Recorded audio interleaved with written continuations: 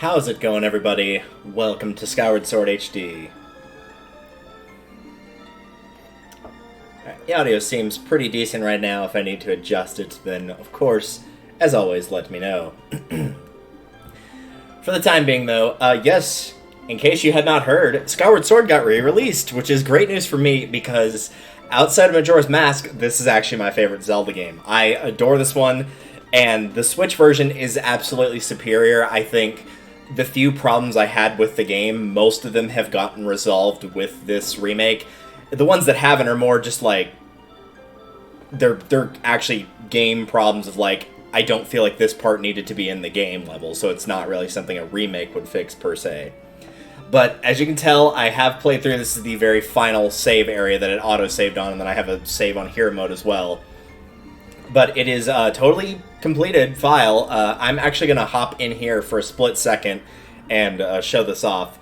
But first and foremost, let's back out, and you can see the nice, shiny Skyward Sword HD right there. The graphics, phenomenal upgrade from the Wii. Phenomenal. Especially flying through the air, it does not look near... Because I will admit, flying it through the air in the original, in the Thunderhead or not, it looked kind of disgusting, and I was not the biggest fan in the world of that. I'll be the first to admit that. However, absolutely phenomenal now. It looks much better. We'll go over little bits and bobs here and there. The first one, as you can probably tell, is the reset gyro ability down here. You can press Y at any point in the game to recenter your pointer. And that would, like, include cutscenes. You don't have to go into a menu, recalibrate the Wii remote, set it down on a desk or on your hand if you can keep your hand steady enough, which is what I would do. You can literally just reset it any time you want. And, oh my god, I don't know if I could play the original game anymore now that I've got that. I didn't have to reset near as often for one, and that did help. That helped tremendously. But, oh my god, massive, massive improvement with being able to reset the gyro anytime you like. Something I didn't realize until I think it was about here. Like, I was going into the final dungeon. This game has Amiibo Support now, which I had no clue about. So in case you're curious what Amiibo Support is, I'll go ahead and let you read that, but it's basically Furor's Wind. If you use the Zelda and Loft Wing Amiibo, yes, the one that is like now $60 or more-ish. I think it's like 45 to 55, so basically the cost of the game. You can use that anywhere on the ground, and then if you use it again while you're in the sky, it will warp you there. Which is cool. It's, like I said, it's basically Furor's Wind from Ocarina of Time, which I find funny because, like, I never went out of my way for Furor's Wind unless I was going for all items, and I never used Furor's Wind. And it's in the game, and now I could pay for Furor's Wind. But honestly, the save points are pretty close together, so I've never felt like that's a problem. But if you feel like it is a problem, or if you have the Loft Wing and Zelda Amiibo, then you can use it for that. So, kind of interesting, because the Wii did not support Amiibo. You can also have motion controls on or off, as you guys know. I'm going to be sticking with the motion controls, because they do control very well. I'm not big on the button controls, and I think part of that is, yes, the nostalgia, and also just the general idea of, like, the game was built with motion controls initially, so, you know, to me, it's no different. You can change the camera speed, you can change the camera verticals. I'm just going to leave this all as the default is, so you can invert a couple things. And like I said, really quickly, we're going to hop onto my file, because I want to show off a few things here. Because this is the file that Hero Mode's going to be played on. And so there are a couple things that are worth noting. As you can see, I've got pretty much everything here. Got all my nice stuff here. All that's taken care of. What I want to point out, however, is, for one, let's flip that over to the other one, is the differences in Skyward, or in Hero Mode, rather, and all of these apply to the regular Skyward Sword as well. I'm actually going to pull up my list for the different things that it does. So, that's not the right list I had. Where did it go?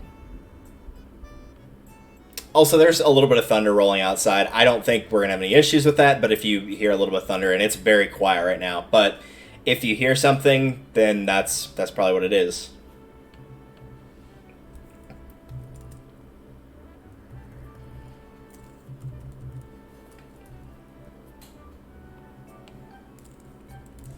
I know I've got it here somewhere.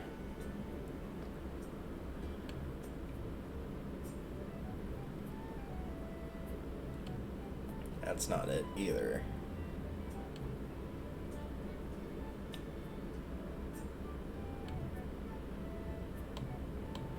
So I am going to be trying to do this. I'm definitely going to be playing a decent chunk of the game today. I'm also going to be trying to do it tomorrow, and in theory the next day as well. I'm probably just going to take one of those days to take a break, but I'm going to try to do it at least twice this week. We're not going to be doing Icarus streaming Paper Mario this week since she is out of town, but at the very least I want to try to get a little bit more for streaming, so at the very least we will have that.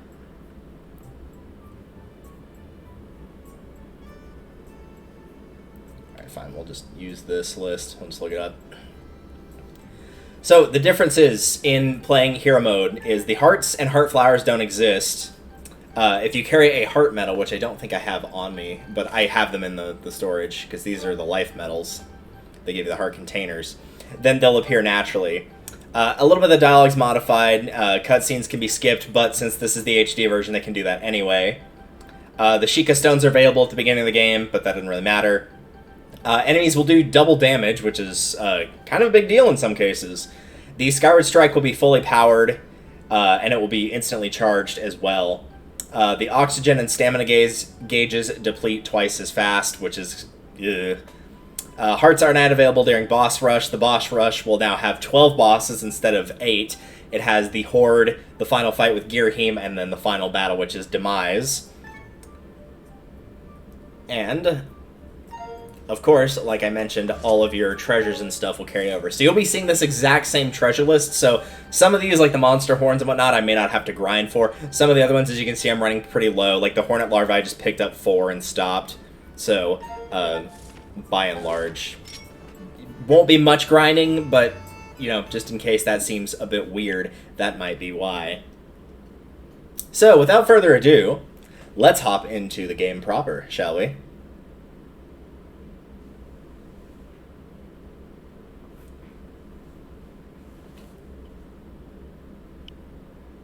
I hope me hitting B on that instead of A didn't... okay, good.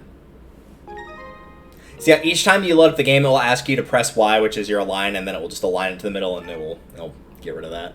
Alright, hero mode. I am actually going to keep it as... you know what? No, I'm not going to keep it as the default. I'll back it off and use my typical name for this.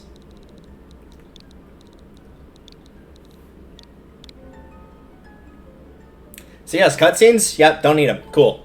I ran a poll. If you're not on my Discord, I would recommend you get there, but I ran a poll on my Discord and my general page if people wanted the cutscenes to be skipped or if they wanted to see them again in HD, and it was a overwhelming amount of people that said, yes, they want the cutscenes skipped.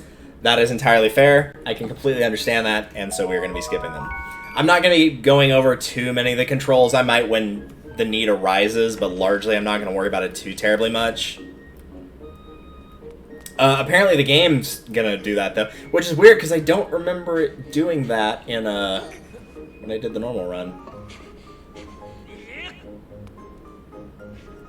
There we go. Normally he just, like, talks to you automatically whenever you pick a barrel up. But yeah, I'll be doing little side things here and there. Because while you do keep your treasures, you do not keep your rupees, so I tragically do not have the 1,500 that I started with, which is a bit of a pain.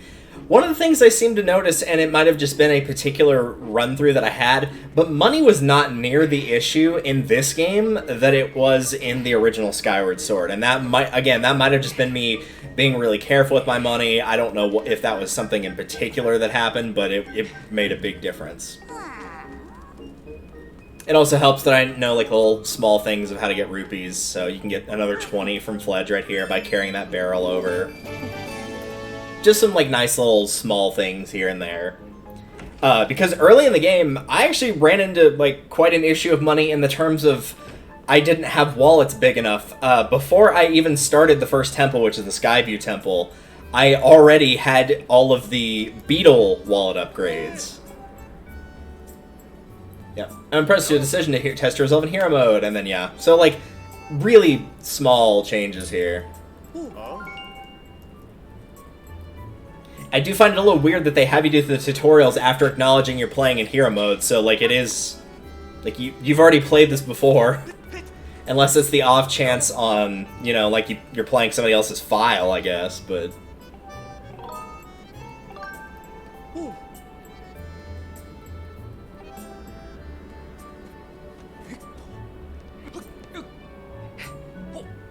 I will say, one change that I kind of wish they'd made for Hero Mode, and I mentioned this whenever I did the original project, I'm pretty sure. I kind of wish you could change the color of your Loft wing in Hero Mode.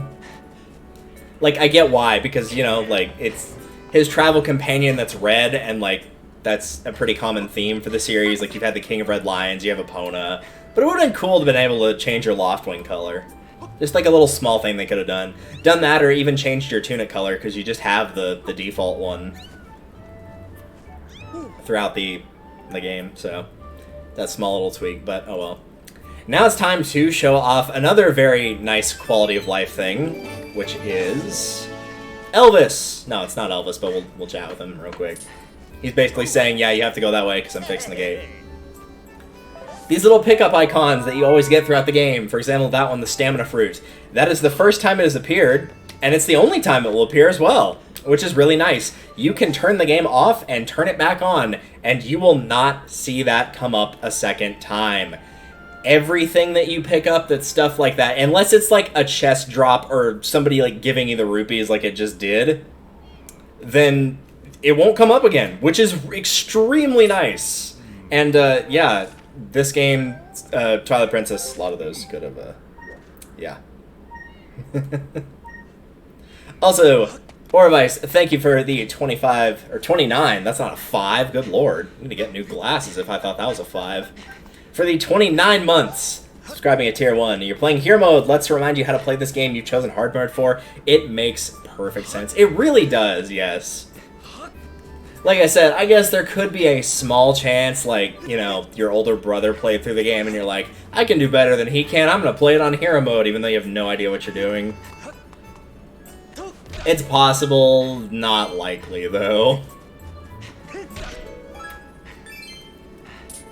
Yeah, I can do that. Enjoy that Sky Stag Beetle. I came here for the money. I think he'll mention a bug netted beetle if you talk to him again. Yeah. Well, if you knew you needed a bug net to catch him, why were you trying to catch him in the first place? You should have known it would have been pointless. Jeez. Yeah, we'll skip that. I will admit, one of the things that is a little bit of a shame is if you skip stuff like that, you won't get the multiple dialogue options. Like whenever you talk to Groose, one of the things you can jokingly tell him is nice hair, which is my favorite one, but it will skip options like that. And it really is just the different flavor text. It's not that big a deal per se, but still, it would have been kind of cool to, at the very least, you know, see those. But if you're choosing to skip those, you've probably at least seen the flavor text you want at bare minimum, so it's fine.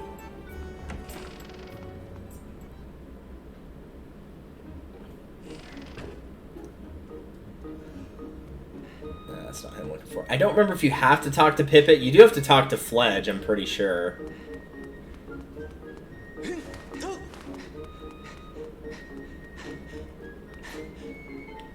Maybe not. I thought Fledge was up here, or Pippet was up there on the second floor. Because I think you have to talk to him and to Fledge. No, they're already down there, okay. Because I thought you had to basically get them to join the search. And then, of course, Fledge here will interrogate Pippet and realize... Or, sorry, other way around. Pippet will interrogate Fledge. And you realize he was bullied into hiding him. Yeah. You want to carry a sword? Yeah, yeah. You should go ask him if you can borrow one. I don't think I mentioned it, and I don't remember if it was in the original game. You can now press B most of the time to just get the full paragraph of dialogue, even though it's usually just a sentence or two. Just straight up like that. You can hold down A to speed it up, which I think was in the original game. But I don't think being able to most of the time skip it with B was. There's some weird instances where it doesn't let you, but most of the time it will.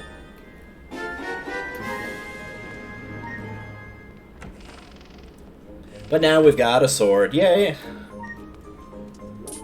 Nope. I don't want to learn how to use a sword. If you want, you can, and in the normal game you're required to, the original game, you have to slice all these different things. That's for shield bashing. There's one here that you can stab after for doing the fatal blow. However, what do you think you're doing sneaking out with it? I'm the only other person in here. I was going through the front door, so I don't think that's really sneaking out with it, but sure. Yeah, you actually don't have to do the tutorial for the sword now. In the original game, it would force you to do that, whether you hit the targets beforehand or not. But now, if you want to skip it, you can just straight up skip it.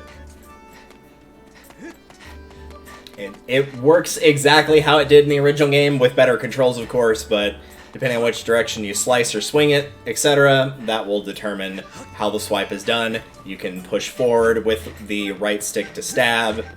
You can do the fatal blow by locking on with the trigger on L, and then basically pushing both sides of the Joy-Cons forward, and that will do the fatal blow. And then, of course, if you swing both of them in one side, be it vertical or horizontal, then you can do the different spin attacks. I actually can't skip this one, by the way. Which, I don't know, this isn't really a cutscene, so it's fine. There we go. Alright, Waterfall Cave, let's go fight some enemies.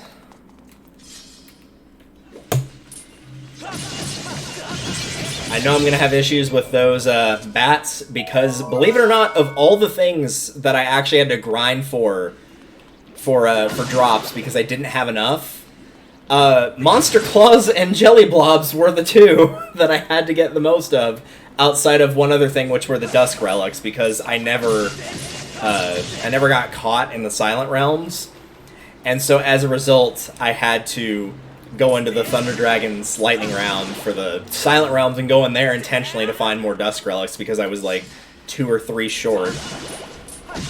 I could not find any in the Lineru side, or no, it was the Elden one. I think I found either 1 or 0 in the Elden one. Which is a bit of a shame, because that's like one of the last things that you can really grind for drop-wise, is those and the evil crystals. And I guess the monster horns if like you're grinding for them, but in terms of like, oh, this is the first spot where you'll actually start finding these, it's one of the last. I think there's a bug in there, but I can't catch that anyway.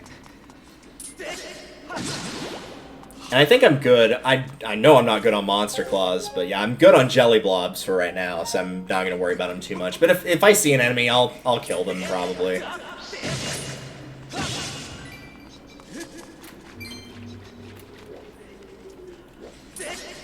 Oh, this freaking weak sword! Oh, right. I don't know why I tried to do the Skyward Strike. You can't do that yet. There's 40 rupees there.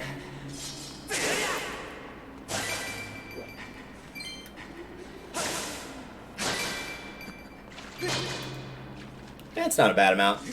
I'll take it.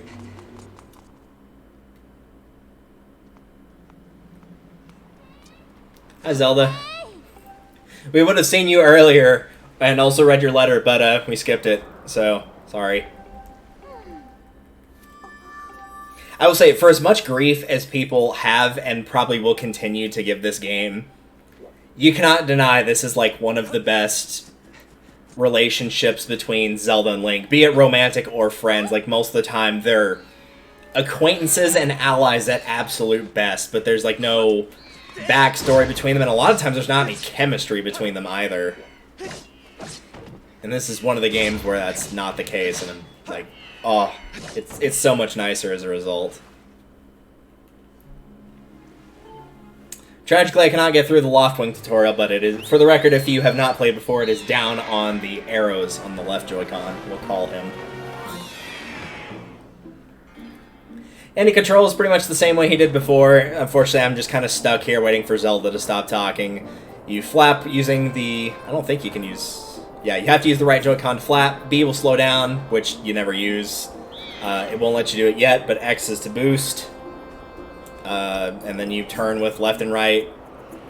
The idea is you have to keep your momentum, so you flap to get additional momentum, and then you dive down to use that momentum to go faster.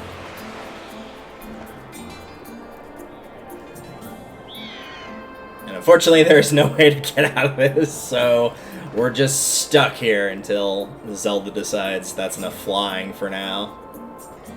You can see what I mean, though. It looks much prettier than it did before, doesn't it? It looked, especially the clouds you would fly through, looked just nasty beforehand. I was not a fan of them at all. But it genuinely does look a lot prettier. It's still kind of a vast expanse of nothing, but it's still not as bad as the Great Sea is from Wind Waker. But that said, it does feel like, in general, you do fly a little faster just normally, be it charging or not. It does seem like you go a little bit faster, so you're not out here as much. Which I guess is the counterbalance to using the Swift Sail in Wind Waker, because, I mean, you can't make your Loft Wing have stronger wings with an upgrade. They would just do that naturally. Hi, Groose.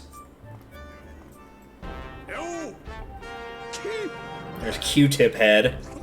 Mr. Durher. Look at him do that dance.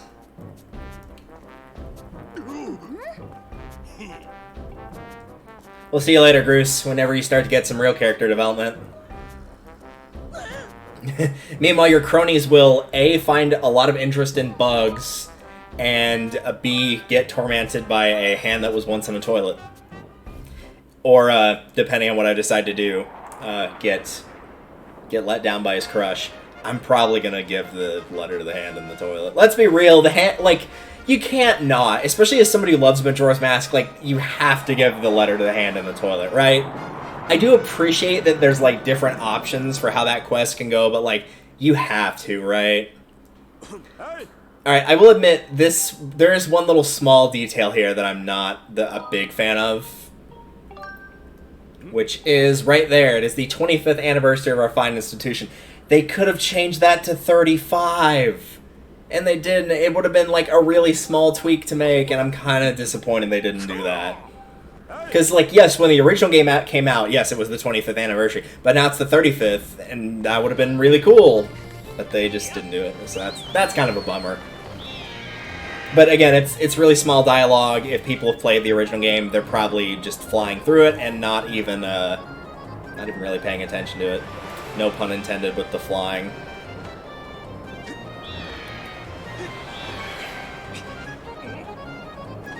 I also love that Groose's Loft Wing also has a pompadour. I think that's amazing.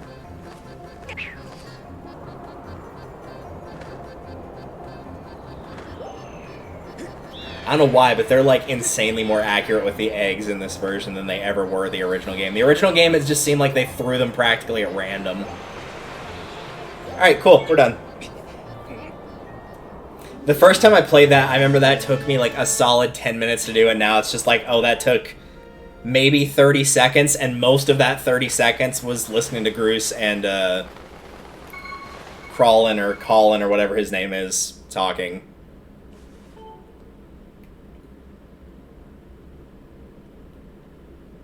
Alright, so Zelda got kidnapped. That's a bummer, ain't it?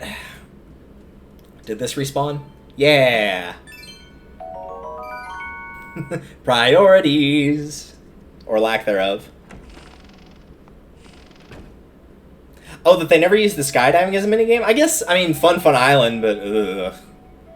Fun Island can go die in a hole. Unless you meant, like, the Loft Wing getting the, which is probably what you did mean, is getting the trophy from the Loft Wing. It is a bit weird that they didn't do that, yeah. Of just like, hey, you could bet, like, you could bet rupees, and then, like, if you go over a certain amount, it gets harder. But then if you win, you get, like, double back or something like that. That's entirely possible. It's kind of weird that they didn't. You might have just seen it there for a split second. This game does autosave now as well, which you also saw from earlier when I was showing off my save files. The game does autosave, and it does autosave pretty frequently. I'm usually just the person that puts it in sleep mode, and so it's not typically an issue. But just know if, like, you know, you're playing it not in docked mode, and it gives up, runs out of battery or whatever, you may not be getting sent as far back as you thought, which is good.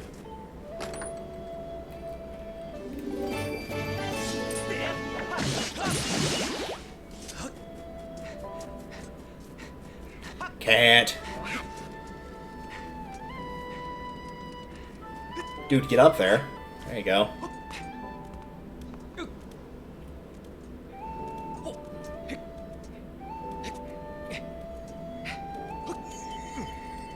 You gotta follow this robot lady.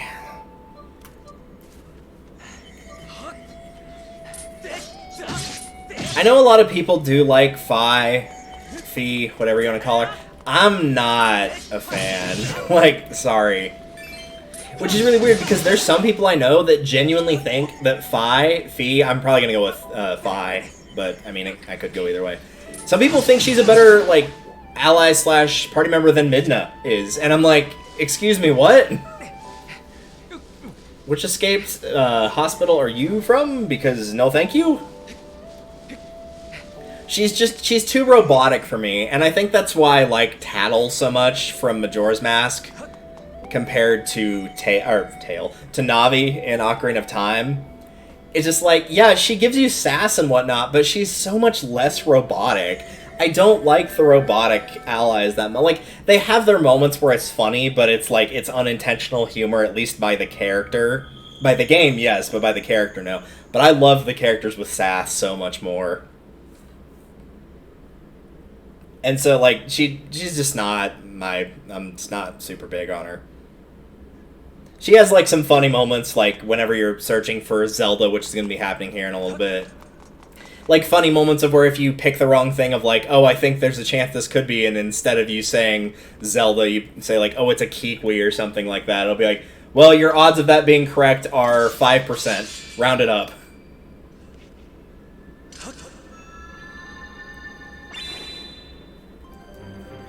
It will charge fast in that, by the way. I think it's literally just because that's the opening time of you getting the Goddess Sword.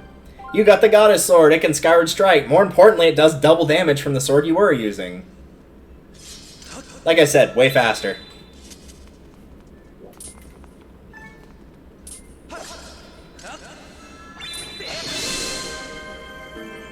Also, big quality of life change. I very, very rarely, and it was mostly during the final fight only, it was probably where like 80% of it happened, which means it was like 4 times out of 5. I was not having issues with the Skyward Strike consistently screwing up in this one. It was very rare, if almost never. Which is a super big plus, especially for people that like to play on Hero Mode. I can't skip this one, by the way. Because a lot of times in Hero Mode, you don't want to really get close to the enemy. And so you might want to be using the Skyward Strikes and slashing horizontally or vertically, and it kind of dissuaded you from doing that because it wasn't by the time you got it to work, it didn't matter anymore.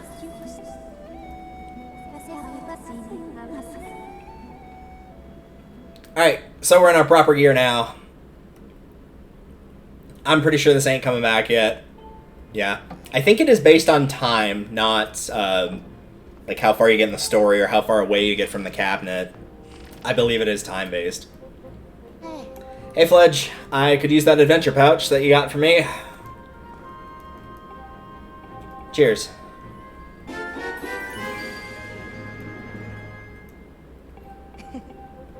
Alright, let's go pick up some other stuff and get out of here. We're not going to be picking up much, just a shield and a bottle, and then we'll get out of here. I do appreciate that, like, pretty early on here, you can get a couple things for free.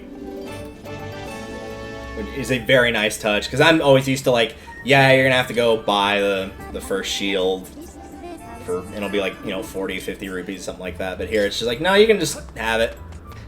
Just have it and go. And we might be able to upgrade it, depending, but we'll find out. First and foremost, I want the bottle. No, I don't want him. We'll see you in a side quest much later. Cool. I am one of the people that uses bottles and the things in them much like elixirs in Pokemon. I'm like, yeah, I'm going to save this for a rainy day, and then lo and behold, I never end up using it. Yeah, we can do that right now. Cool. I don't remember if your shields take double damage if they get damaged. However, it's more just like general rule of thumb. I like to upgrade all of the shields all the way. All 3 of the ones that can be upgraded. Yeah, I don't have enough Monster Claws again. Oh well. But at the very least, I'll give it a little bit more usability. Oh, no, all she's got is the regular one. Okay. So I finally learned out how the side quest for getting Fledge to steroid abuse, by which I mean making him stronger to eventually do the shooting minigame with the bow, works. It's actually based on how many temples you completed. You can do it as soon as that potion is available. And then you give him one, and then you have to wait until you complete another temple. So the longer that you take to complete the temple, or the more temples you complete, the longer you're gonna have to wait. So ideally, you want to do it pretty much as soon as the potion is available, and then just remember to do it every subsequent time after that. But now we can actually get to the proper meat and potatoes of the game, which I've not said in a while. That's genuinely a lot faster, though, isn't it? Being able to skip the cutscenes, is we're already actually going into Farron, and that would have taken a substantial amount of time had we not been able to skip the cutscenes and whatnot.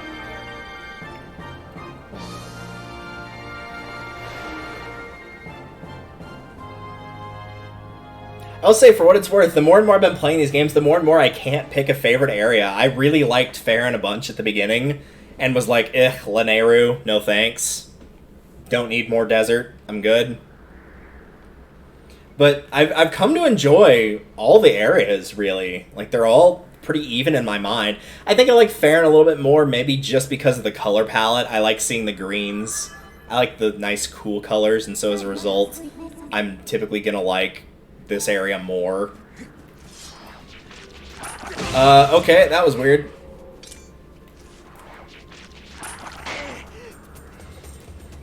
I was expecting them to, like, wait for a split second, but they didn't even do that.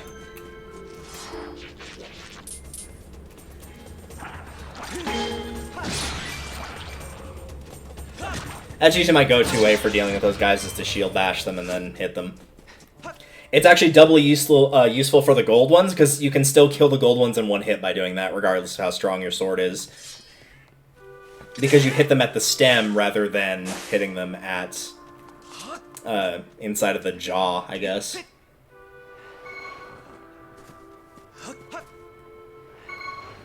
Alright. Yep, that's where the imprisoned is. Which is, I will admit, that's one of the downfalls of this game, is not only is this a recurring boss fight, it's a bad recurring boss fight. I think I'd rather refight any other boss in the game other than this one. Except for maybe the Scorpion one, because that never really felt like a boss to me. I don't know what it felt like, but it wasn't a boss. Like, even before it got used as a mini-boss later, when you're looking for the sand ship, because you have to go to the shipyard, and it's like, oh, there's another one of these in here. No, I don't want you to explain dowsing to me.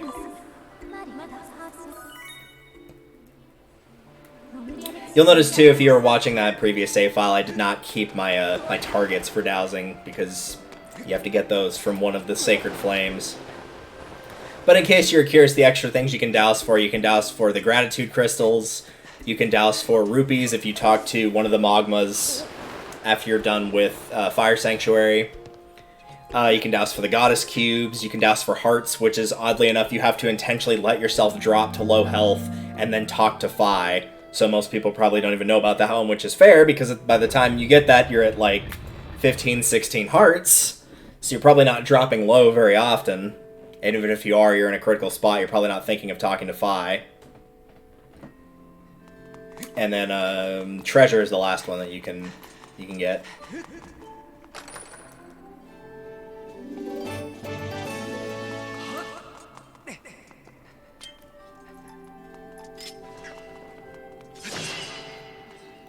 Alright, cool, the fairies are still here. Of course, in the playthrough I did just before this... There we go. The old one. The playthrough I did just before this, I grabbed 2 fairies in a bottle and then never used them the entire game, so... Oh well.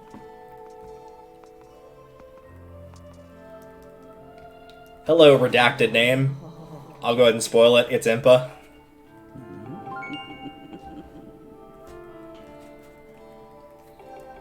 Can't skip this, but at least I can go through the, There we go. Ah, the beacons, yeah. Dude, that was close enough. There. Yeah, I already stole what was in your treasure chest. But I won't apologize for that, because I'm not that kind of person. Alright, so now that they've shown us how to place beacons, I'm going to take that off the map, because it's going to get obnoxious. I don't think I ever used the beacons, honestly.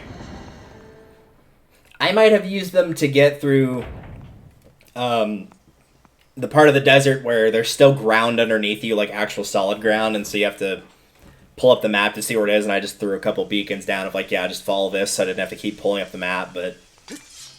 eh. Hey, stop picking on my buddy. Nerds.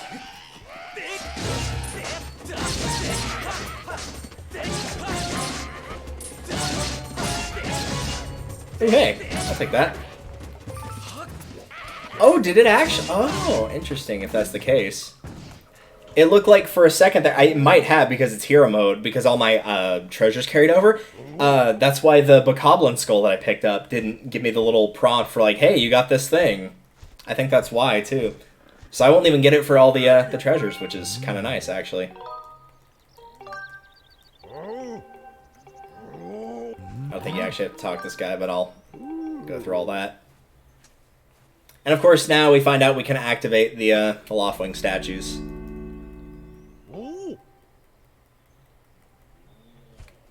I'm not actually going to go back up to the sky, but you do have to interact with it, at least in that capacity, for the game to be like, hey, this is a spot you can warp back to.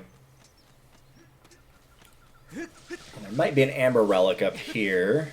So I'm going to see if it's here, but I'm not too worried if it's not. I'm pretty sure I'm good on amber relics.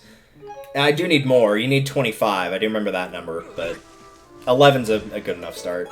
And I think I already used at least one on getting that shield upgrade. I will probably just keep the potion that came with the chest that was in Impa's place. I'll probably just use that whenever my shield gets low rather than my health. Yeah, thanks. There's the thing about Amiibo.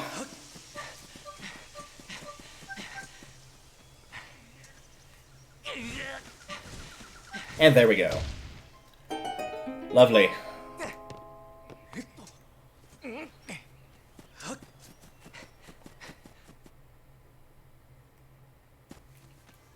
Oops, I skipped it. Sorry. That's a lie. I'm not sorry.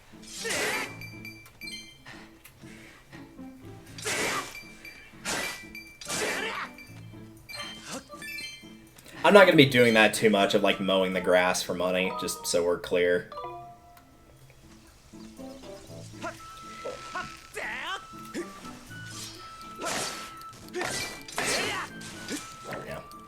Stupid thing off me. I only did it right there to just show it off. If you haven't seen them before, the little glowing spots that are on those trees, you just hit those and they'll drop either a green or blue rupee. Those were in the original game as well. I don't think most people ever really took advantage of them, which is totally understandable.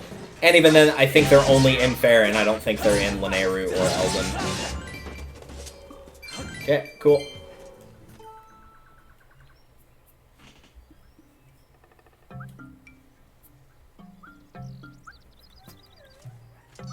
It's a green one! I didn't even know they came in green! They actually do, later on. There are a couple green bokoblins.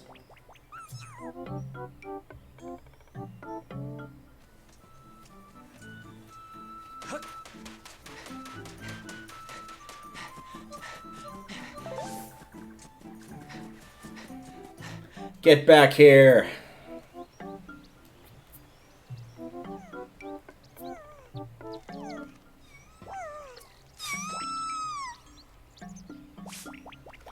It always feels like these portions of the game are a waste of time, just in terms of Link's time of just, like, trying to get somebody to stop having a mild panic attack because he's not trying to hurt them, but they just don't seem to understand that.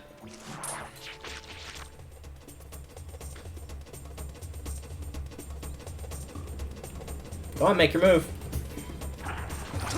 Like I said, that's just easier, so just do that. The shield bashing is also way more responsive in this game than it was the original, which is nice. Yeah, there he is.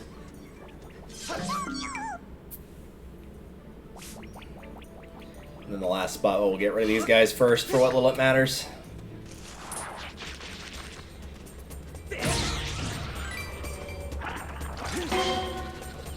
Hey, a jelly blob. Nice. Yeah, I think it's because I already had the treasures from the normal run I did that it's not showing like the jelly blob, the bokoblin skull. I wanted to say the bokoblin horn, but that's not right. It's just the monster horn. Yeah, so now I gotta go looking for the Elder.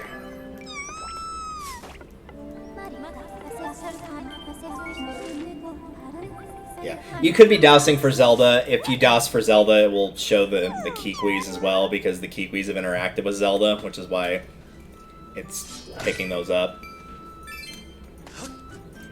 Going over the quick, small, unimportant things for anybody that hasn't played the game before. So at this point, what you're supposed to do is go and talk to the Kikwi Elder. However, if you talk to the Elder, he's basically going to say, I'm too worried about all the other Kikwis because they all ran off when the monsters got here. And so I want to know that they're safe before I'll help you. And so as a result, you'd have to go looking for all the other Kikwis. Oh, hey, a blue rupee. I'll take that. So if you want to just go for all the other Kikwis, he'll still say that, and then right when he says that, he's like, oh, you've already found them all. Okay, cool. So we're just kind of skipping a bit of dialogue and just moving on to what we'd have to do next anyway. Figured it would be more simple.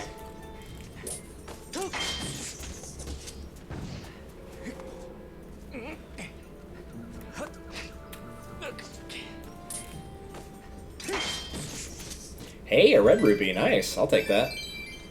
You can see what I mean about, like, the issue with the wallet being too much, though. Like, we're getting decently close to 300. I can think of at least one spot where there's a treasure chest where there's another 20. So we're going to be 2/3 of the way there without much difficulty. Alright, so there's Ulu, or however you pronounce it. Maybe it's pronounced Uwu. Did that respawn? We didn't, like, go into a cave or anything, did we? Oh, well. It didn't give me anything worthwhile. That's a bit of a shame.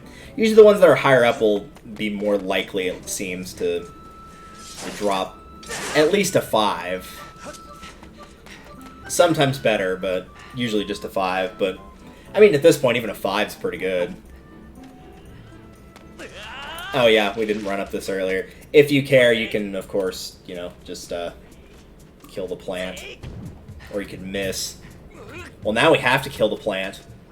We can't allow him to think that we're smarter than he is. Alright. Moving on.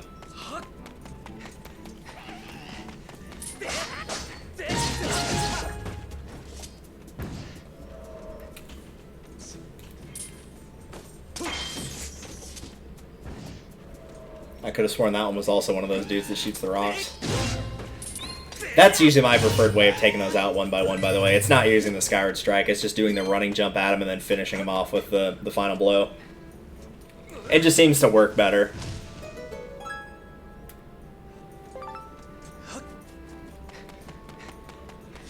Also, I know we're going in a roundabout way, and I took a faster way to get here earlier, but I figured I'd want to at least get the shortcuts taken care of. You could use the Skyward Strike to get all of those little pear plants down. I'm not sure what they are specifically. But you can absolutely do that and, in theory, get some rupees out of it.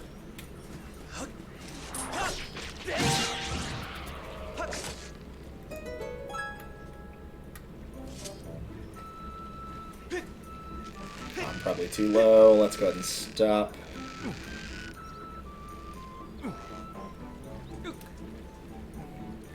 As an unrelated note, while I'm going to get these last 2 Kikwis, nice butt shot on that dude there.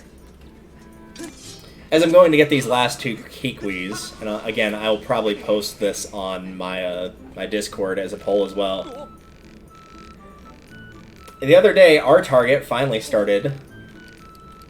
I want to get rid of that. There we go.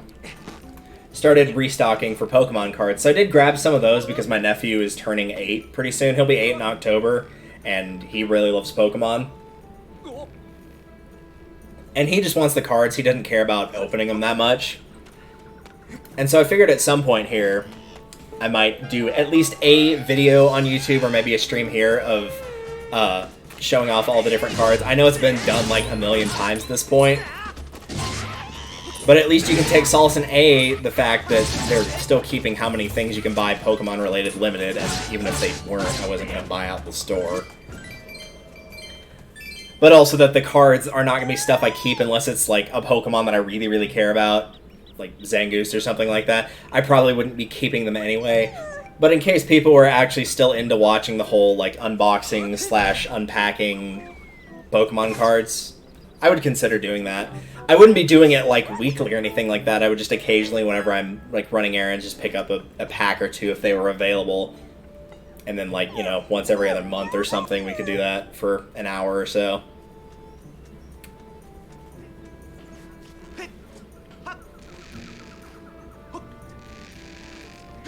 Alright. So we've gotten 2 of them, and I know where the third one is. And now we got these birds. These are usually pretty good for money. I don't know if I can reach that. It might be too low. Nope, still gave it to me. Cool. But getting the birds, they'll almost always drop a red rupee. I very rarely see them not drop a red. I'm going to go ahead and get this guy too, just for the heck of it. What's up, nerd?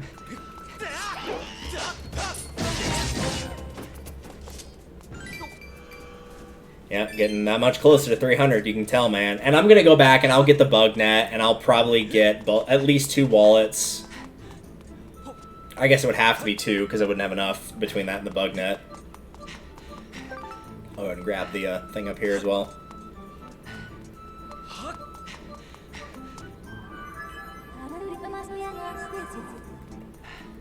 Alright. That's one that I actually use semi-frequently when going back to Farron, so...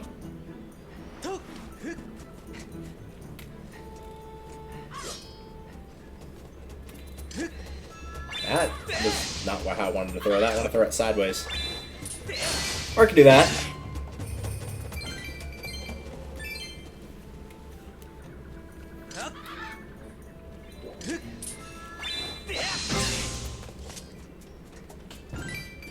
See, if you want to grind money early in Farron, not a bad place to do it, honestly.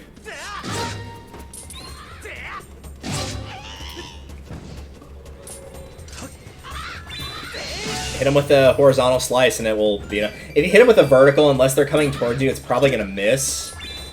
Which is what I should have done there.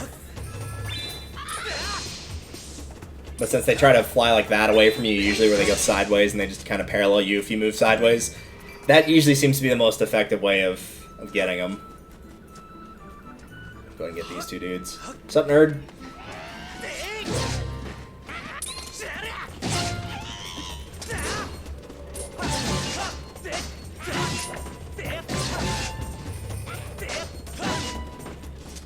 And a golden skull. I think I've got like 1 million of those, yeah.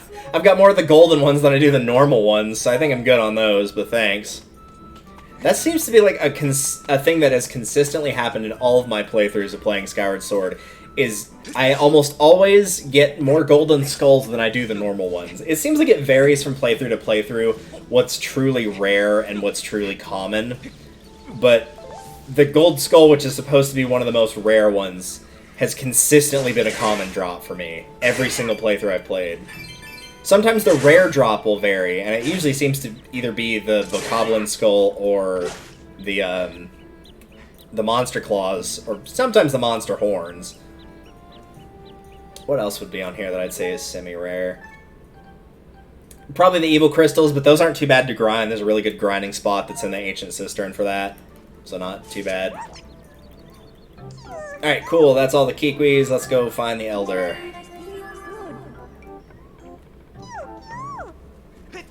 Never been a big fan of that whole Kikwi finding section, honestly. Kind of slows down the pace a little bit.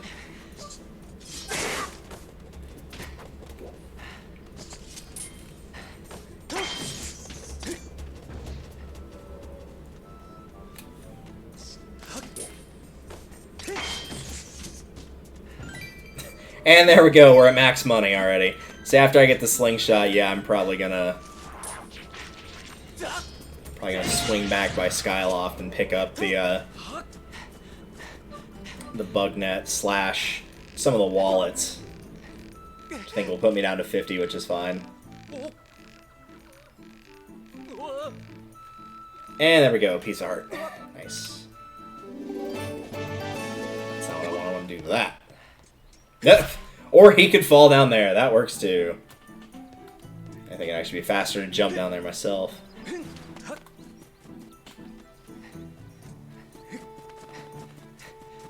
Alright. We'll take the local instead of the express. See the sights. Hear a horn go off. All your favorites, really.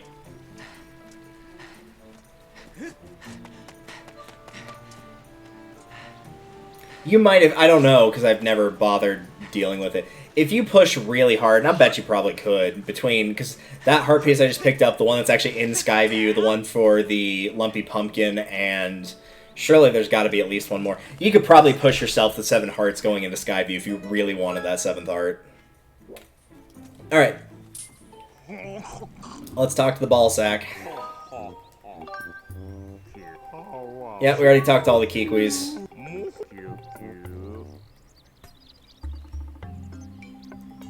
I'll tell you where she went. We've already been up there. You would have at least been close to that to get the last Kikwi that we got, so you probably would have just seen it anyway and gone over there to explore. And he tries to kill you. And the thing we actually need.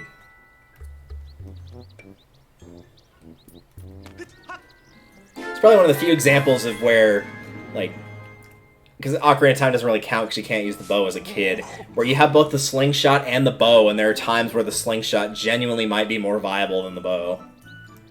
Yeah, I already got the vine knocked down. Which is funny, because he's like, oh, you already must have used the slingshot. It's like, no, I just rolled into the tree. It's called Conserving Ammo, man. Gotta get ready for that zombie apocalypse. Yeah, so, for the record, to use, like, all your adventure pouch items, your potions, all that good stuff. Okay, I'll take that. That's the R bumper. The R triggers for your items to sort through those. It's screaming at me, so I'll hit the button once to make it stop. But that will pull up the menu here.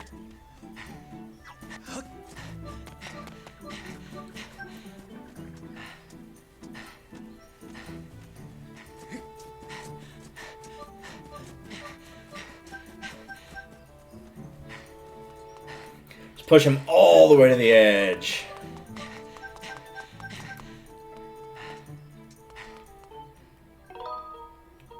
The funny thing is, I think I'm actually going back in the sky to buy stuff in this one even sooner than I did in my other playthrough. I think I at least got to where the temple was before I was like, you know, okay, at this point I'm running pretty low. And I don't think I was at 300. I was close, but I don't think I hit 300. I think I was at like 280 something.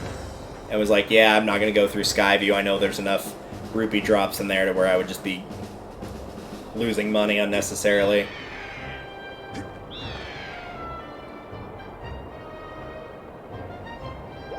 Really, the only thing I was waiting for there was just the slingshot so I could get to Beetle.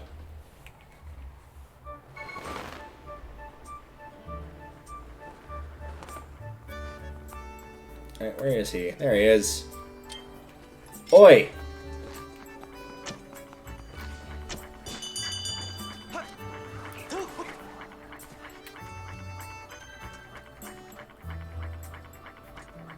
There we go.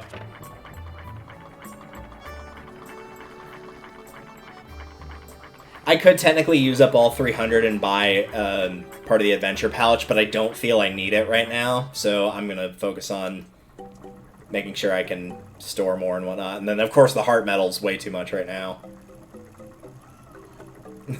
And yes, Beetle still looks really weird for whatever reason. Alright, so, Bugnet.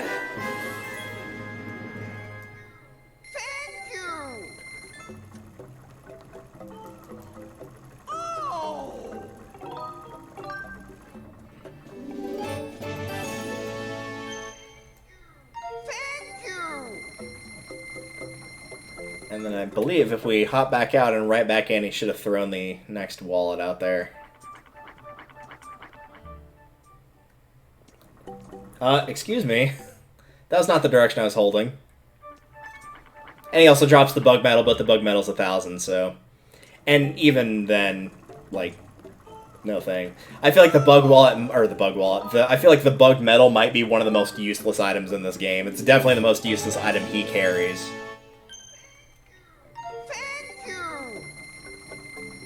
Because, like, I mean, notwithstanding of, you could just look up a guide, usually you're not hurting for bugs, of all things. Pretty much the only potion I upgraded while playing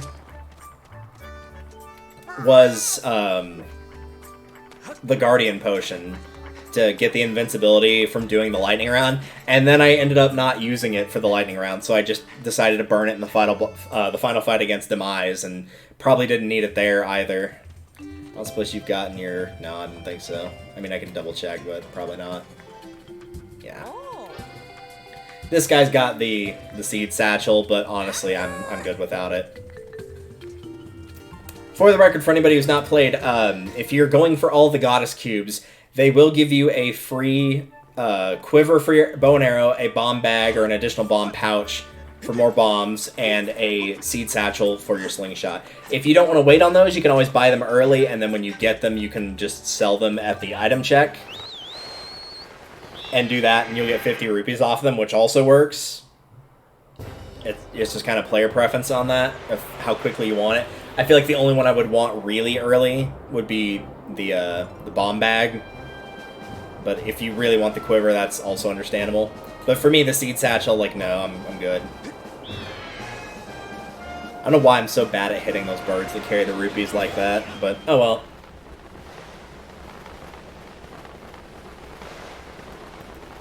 Yeah, so now they're gonna be like, hey, you can use the spots you had before.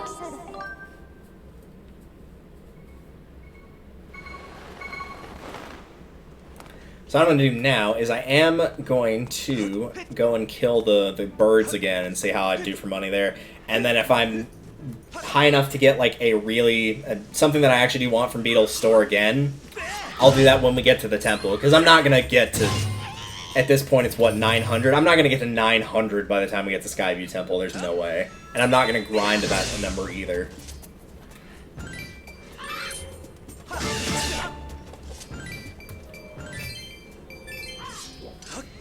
I think the game knows I'm pulling shenanigans here, which is why it's not dropping reds anymore. It only gave me blues. That's actually kind of funny. Oh, there's one more left over there.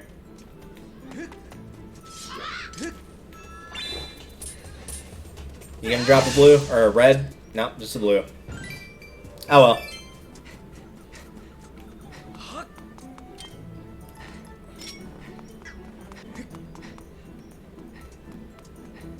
You can, if I move the camera in like a weird angle like that, it's probably because I know where a treasure has the potential to spawn and I'm just looking for it.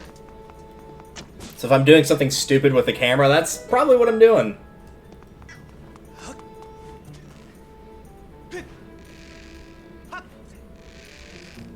Alright, in the meantime, let's move on. That will always drop seeds, in case you need them. And then we get our first look at the Disc 1 final boss. To use TV tropes, the Disc 1 final boss. You think he's the final boss, and then it turns out he's actually not. I feel like to me, he's the big bad of the game. Even though it is Demise, like, he doesn't show up until, like, the very tail end of the game. And to me, the Imprisoned itself, at least as the boss, never felt like enough of a threat to consider the big bad either. So to me, it's him.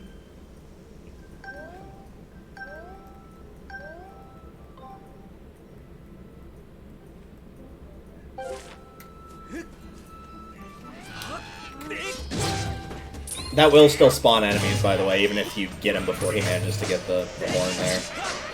Nope, that's not what I want. I want that. Oh, they're going after him. Okay, well, you can just take him.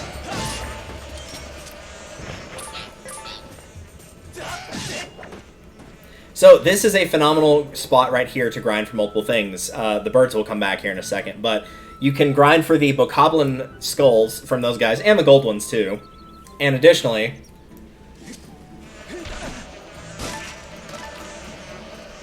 you can get the Deku Hornets here, as well as the Deku Larva. Come on, you're at the last one.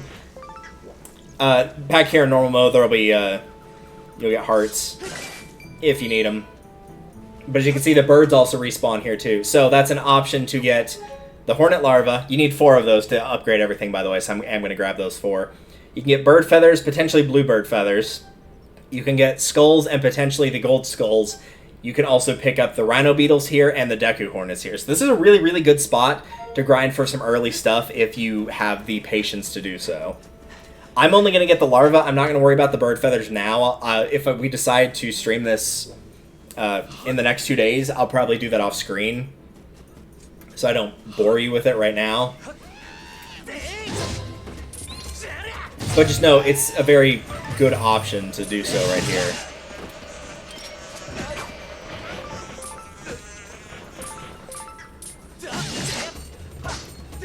Alright, there we go. I'm trying to swing from high to low there, but it wasn't having it.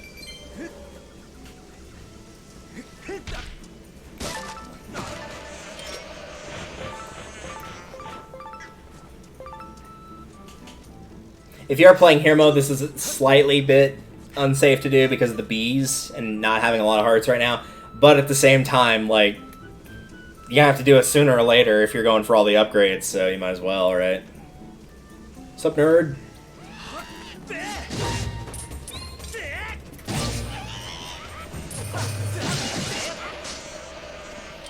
Oh, the bees are going after him.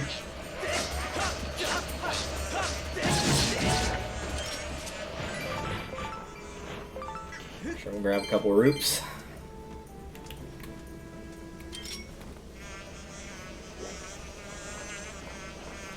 For the record, it is a little bit better to catch all the ones that it will let you before knocking that hive down, because that will spawn in a lot.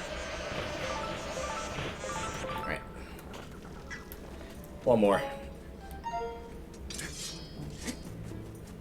I'll have to be careful, but worst case scenario, I've got a fairy, so it's fine.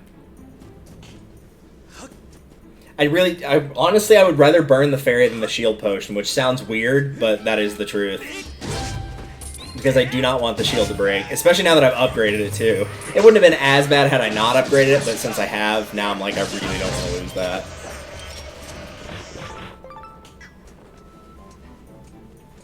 Can we get any bees? Nope. I'm actually not even going to bother catching them because I'm at 99. I'm just going to exit the area and come back. Because the Bokoblins, A, aren't much of a threat, and B, I might actually need more Bokoblin skulls. I don't need any more Hornet Larva. You only need the 4. I believe that is the lowest amount other than the Goddess Plumes for items. I think you do need more Bluebird. Or no, I think it's tied, actually. I think it's 4 across the board for Bluebird feathers, as well as the normal feathers.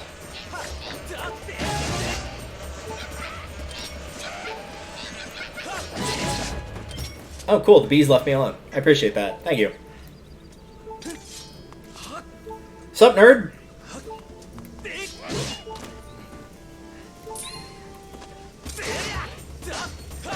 Bye. That's all I wanted to do, was just send him off the edge. Stay far away from the bees. Alright. There's a chair coming up that we can sit in, which...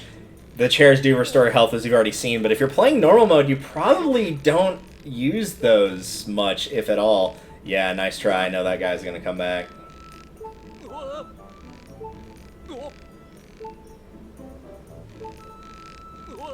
need him to turn back around.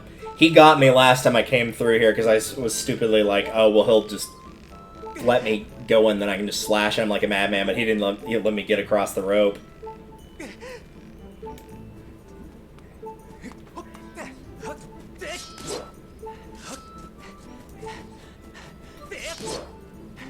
I don't think I've ever used that shortcut right there, but it's available if you want it. I usually just push those over because there's a decent chance there's amber relics inside of them, or below the logs, so might as well.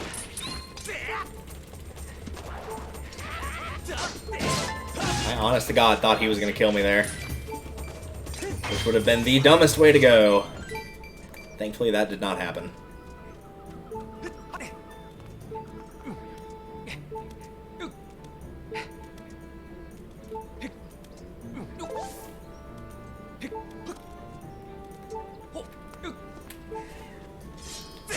got the slingshot. Get his attention. Get those. And last but not least, slowly, slowly off the edge with you. Well, at least I gave that one a little bit more mercy. The last guy that I shot like that, I got him in the crotch, so... At least he doesn't have to worry about protecting his nuts on the way down after getting hit by nuts.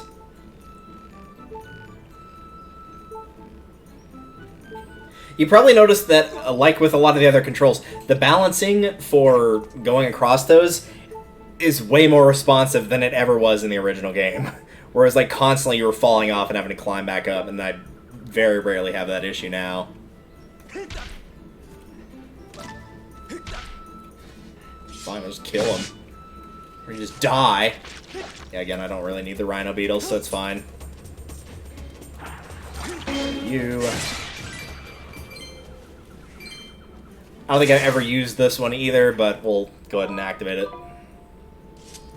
Some of them, it's just there's no point to go specifically to those because there's nothing of any interest nearby, so why would you? Here's a gold one. Hello.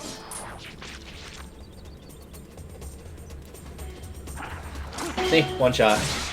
It's way easier to just shield bash than it really is. I think a lot of people get off-put by the shield bash because of Twilight Princess, which is 100% fair. Because outside of doing the helm splitter, really did not serve much purpose. Like, they went over that whole thing of like, oh, it can reflect projectiles, and then you never use it for that, ever. Not only is it not a good strategy, it's never required either. It's really bizarre in that regard. Surprised that didn't scare the birds off, but oh well. And with that, we have reached Skyview Temple. I'll go ahead and throw those up there.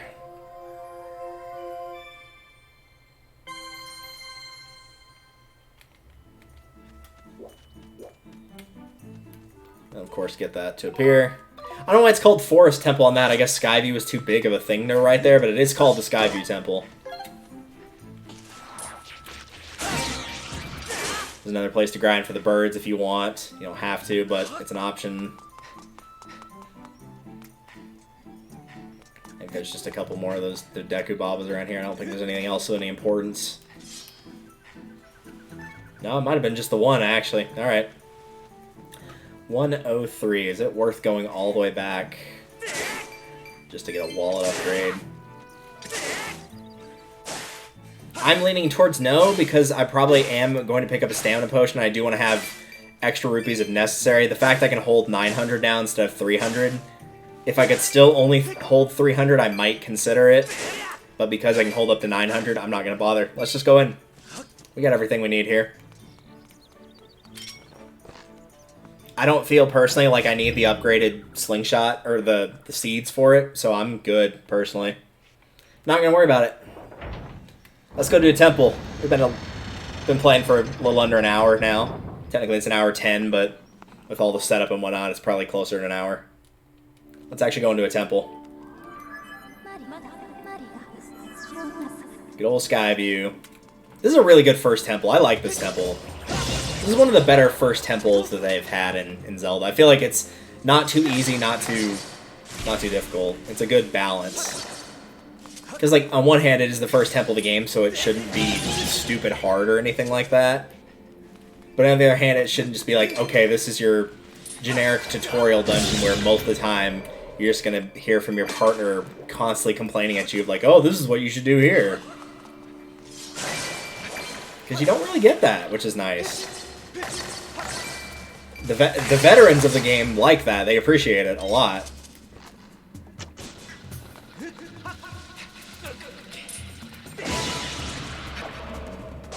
It also doesn't feel like it's too terribly short either. It's a good size. It's one of the things I don't like about mining facilities. It feels like it's way too... It feels like it's the size of this dungeon and the Elden first dungeon combined. It's really gigantic, and I'm not the biggest fan of really long dungeons at, like, within the first third of the game. Just a medium-sized one will do.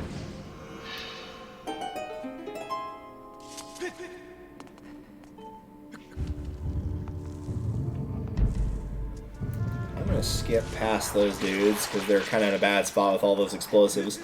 Also, speaking of them coming in green, there you go.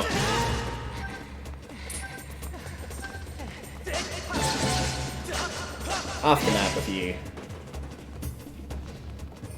Alright, so we got 2 doors. Open that. I think we can open the other one right now if I remember correctly. I think the switch is down here.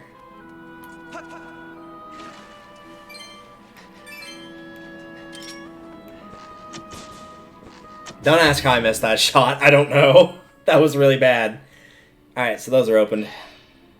I always get that switch confused with a different one later in the temple because they mentioned, like, hey, you have to hit 2 switches, one that's high and one that's low, to make the water rise. And so I'm like, oh, that's the one that's low. It's like, that is a switch that is low to the ground, but that is not the switch to which they are referring. What's up, nerd?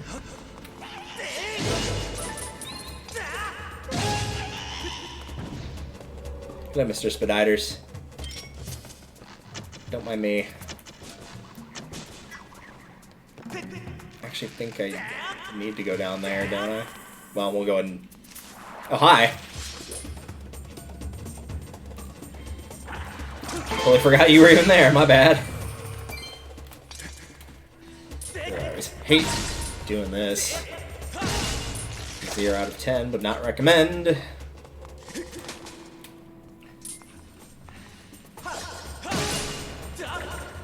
Ugh.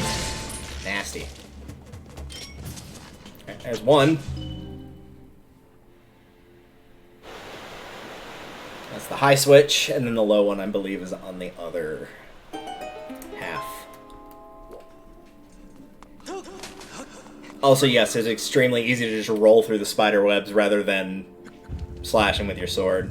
It's just easier to do that, so that's what I prefer to do. We don't need it, but we'll pick it up for completionist's sake anyway. You know it, you love it, you can absolutely live without it. It's the dungeon map. That also technically includes the compass, so that makes it a little better. Tiny bit. And I do mean a tiny bit. Alright.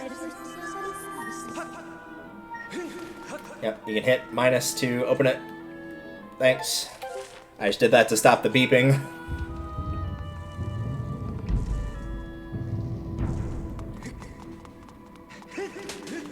Hello, Mr. Spiditer.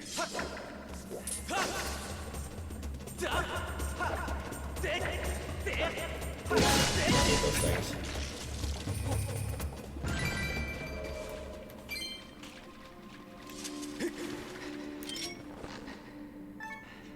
There we go. That's 2.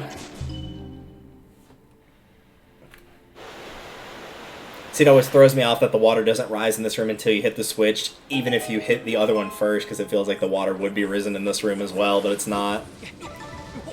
We go through here. That's a dig spot that will have a key, and we have to revisit this place later on.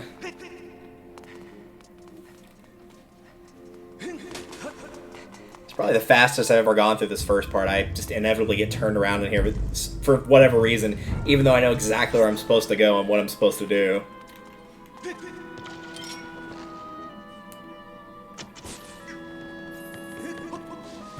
Wall-tullas aren't really that bad in this game. You can just shake and get rid of them, but still. If I don't have to deal with them and I can just shoot a little bullet at them and get rid of them, then I might as well. Hello, Mr. Spiditer.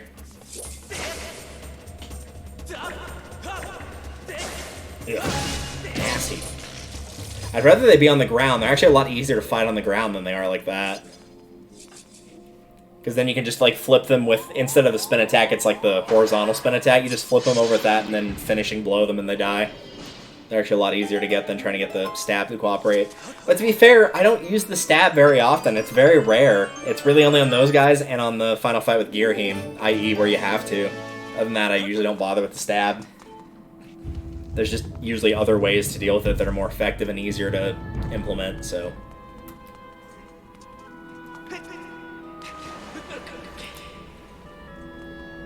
Alright, so that is the first half of Skyview done.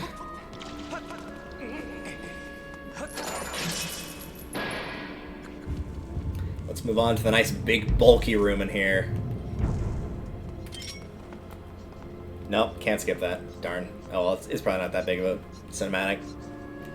There we go. Beautiful. I could go around and kill all the spiders and bats in here, but I'm going to do that until after I've killed the mini-boss, so I can get everything all at once, so we will pass on it for the time being.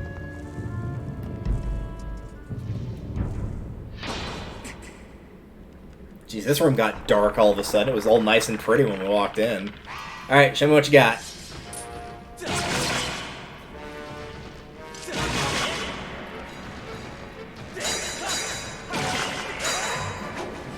This guy's not too terribly hard. It's obviously just like mimics his sword slashes, but you can also shield dash his arms and that will work as well. Beat him like that too. If you're good with the shield dashing and you can like react to it in time, this guy can go down like a sack of bricks. I mean, he's nothing. Even with just the goddess swords, you can imagine with a upgraded master sword, he would just get absolutely annihilated. But now we got the beetle.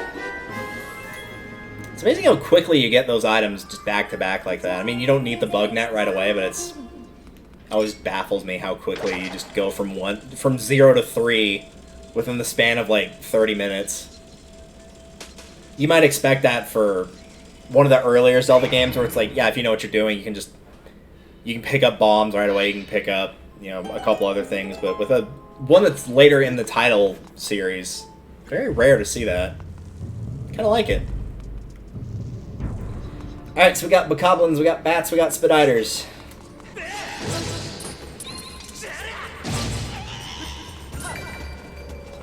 Well, I thought I heard one scream, but that might have been the one I just impaled. Alright, Mr. Spider. Oh, no. Hold on, I got a bat. And I do want that monster claw, so I'm gonna ignore you for a split second.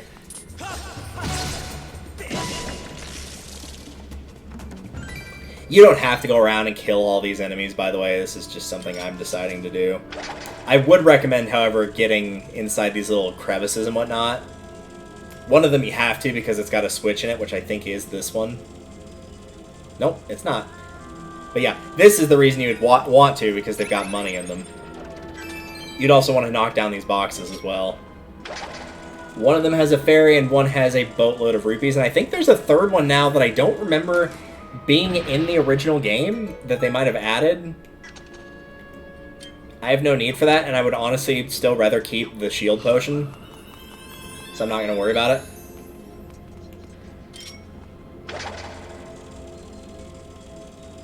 This is, like, they honestly did a great job with this room, and I feel like it's underappreciated, because this is just a great room to, like, practice with the beetle, get used to exploring, stuff like this. It doesn't come up too terribly often where you need to, but it's a good practice of, like, yes, it can go a lot of places that typically most of the time items like that would not be able to. Freaking brats, man, they're getting in the way. There we go. I probably just should have focused him, but it's fine.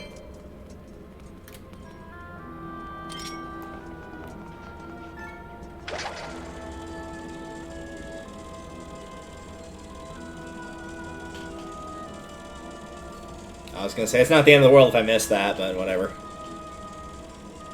I was more invested in hunting for rupees, not for that.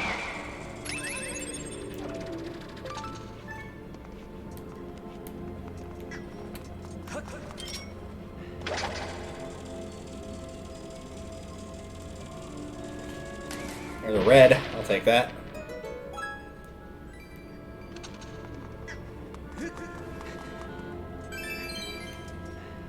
And do not worry, I have not forgotten about the heart piece in the room. I'm just saving that for whenever we get there. There's the one with the switch. That will take us to a key that we'll use when we get back into this room later on.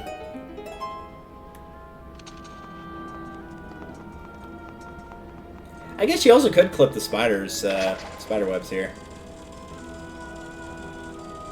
Show this off. Click. We'll fight this one normally. Or he could be turned over right out of the gate. Okay.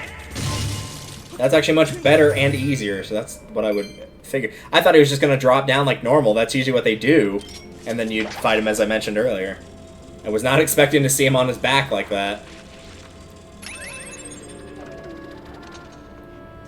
That might be the one. Because there is one in here that's got a 20 in it, and I think it's probably going to be that one. Yep, there it is.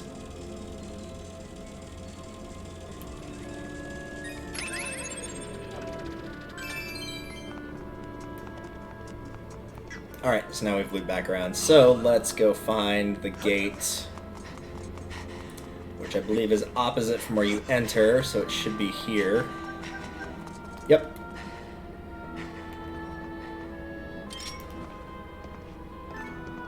Oh, there's another one there. I was about to say, I couldn't remember where the third one was. Let's grab that first. I'm not going to forget the piece of heart. I might actually forget that crate if I leave it there.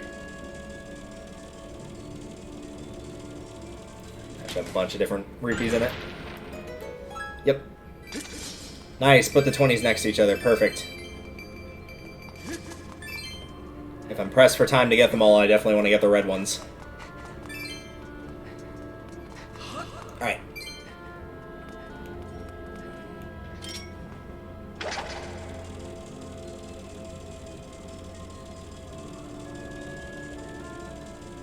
If you're playing along at home, the Beetle will be able to get just far enough to be able to get this switch.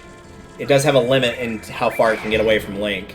You can upgrade that later, but for the time being, you can narrowly get it up there, but you can in fact do it. It's also one of the few ways that in hero mode you can get your health back, because I was missing a heart there. Alright, so we need to go... Yep, there.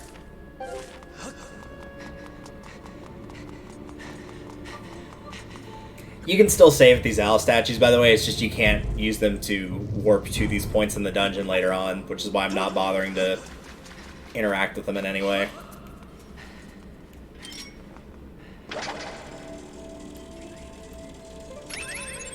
Alright.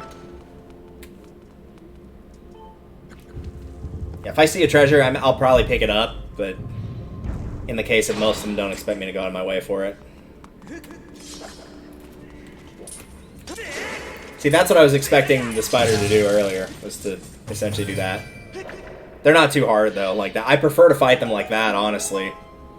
It's less obnoxious.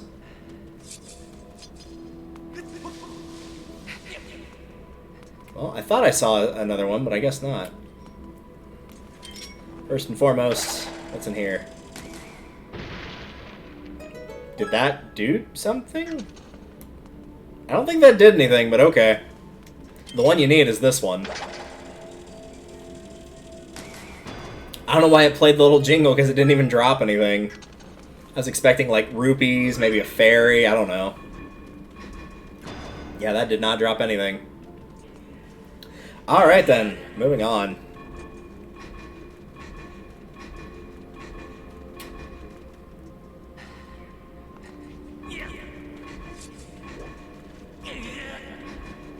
I think that's not one off.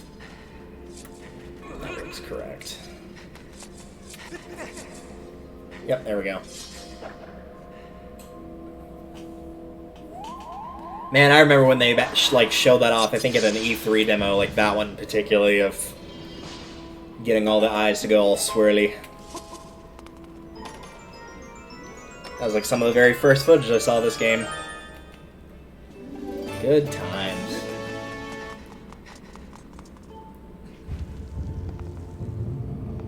Alright, now to get out of here, because we jumped into a hole and we cannot get back through that way. I'm going to do my absolute darndest to avoid that guy with both the beetle and myself when I get there.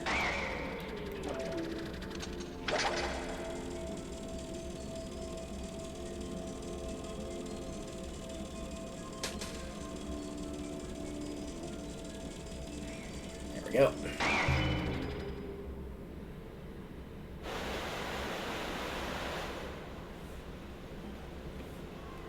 Also, thank everything that is sacred that you don't have to do a bunch of raising and lowering the watering level, or the water level. In the first dungeon, like, you have to raise it, but that's all you have to do, so it's not too terrible. Which is funny, because as much as that bothers me, like, raising and lowering water level, I actually like the whole, like, going back and forward through time with the time shift stones in Lanayru. I think that's a much better way to do that concept, personally. I just like it more. Alright. We are almost done. Need to kill a couple of Dekubabas.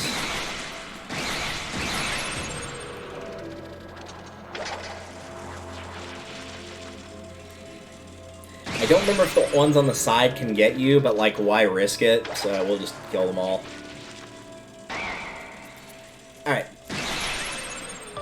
That was just seeds. Even if it was a jelly blob, I would not go down there for it. It's just not worth it.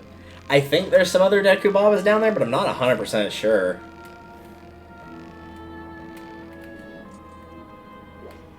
Yeah, there are. There's some gold ones down there.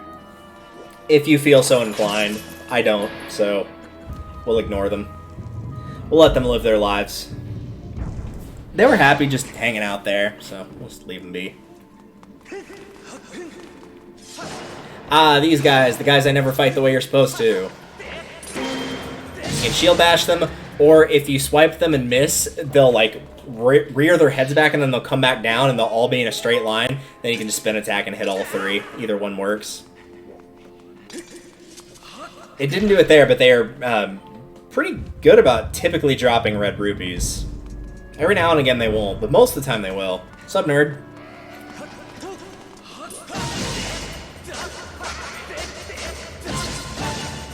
Nothing. Alright. And now we are in the penultimate room. Also, yes, this is where the boss key is located in case you're playing along and being like, yo, where's the boss key? Because that was what I thought while playing through. I was like, there's the door, and I don't know where the key is. That's not good.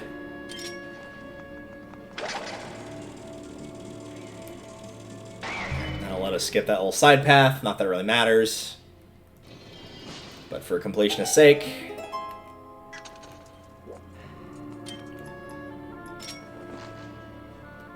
get his attention. That might have some Deku Seeds in it. Let's find out. Nope. I mean, it's not like you use the Deku Seeds for the fight, so... It is strictly sword, I guess, and also shield, if you want to be technical, but... Have fun!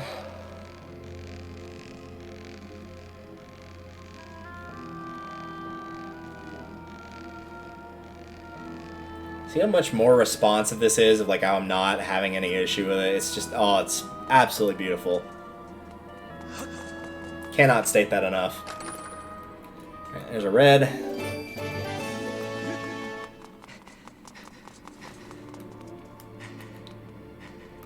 Which direction do we go from here?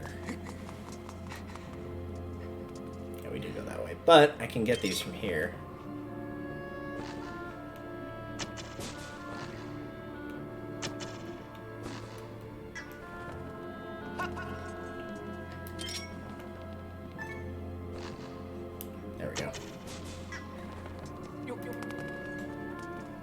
I kind of would prefer to at least get a little bit more ammo, because I am running semi-low here. Not in like a critical zone or anything, but... I would appreciate it, at the very least.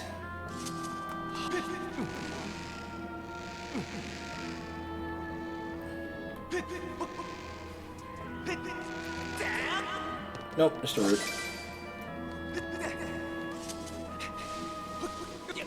Well, we will sacrifice it to the great beyond.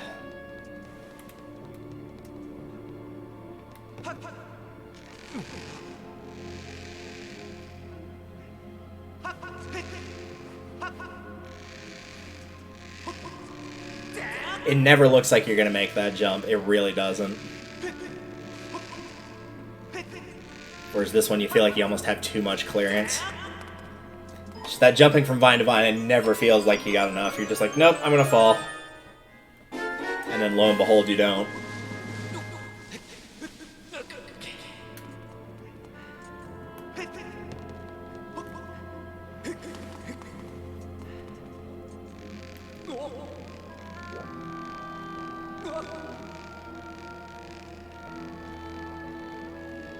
Well, I'd say overall, that was largely a relatively quick run-through of getting just about every single thing we could in the dungeon.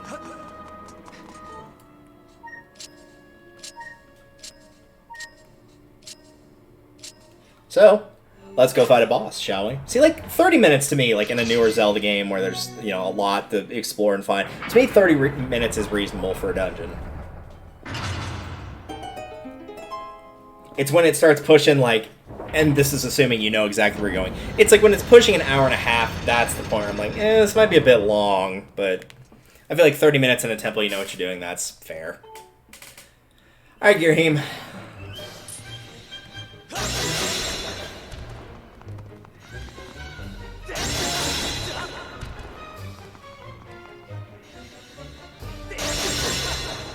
He's probably gonna teleport because I got him too close to the wall. I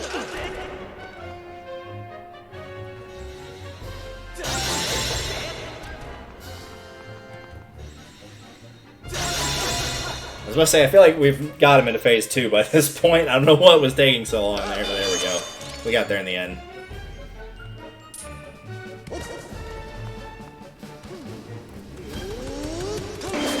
Easiest attack in the game to shield bash. Part of it's the giant window, and part of it's the very clear telegraphing of what he's doing.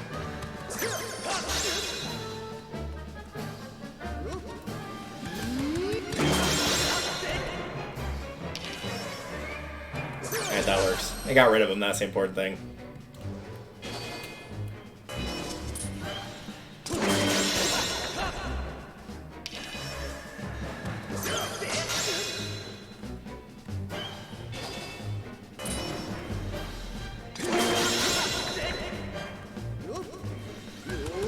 You're not putting up much of a fight, my man.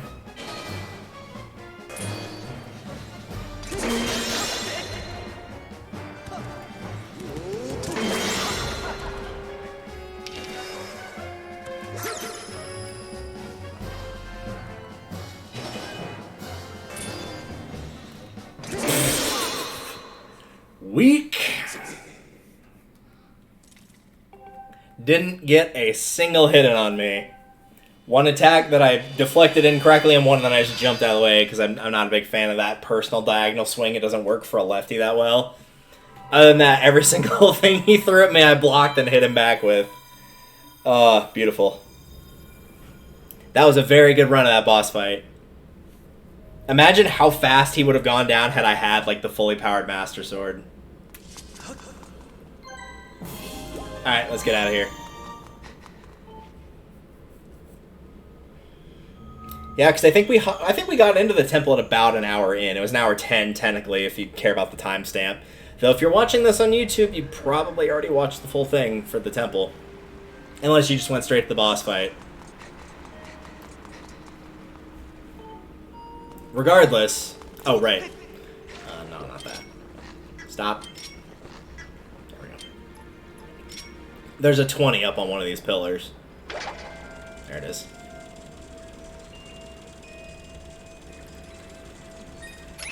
And I forgot what I was saying, but oh well. It probably wasn't important. Grab that. That'll be one more to pick up when we get back. But for the time being, let's zip on out of here.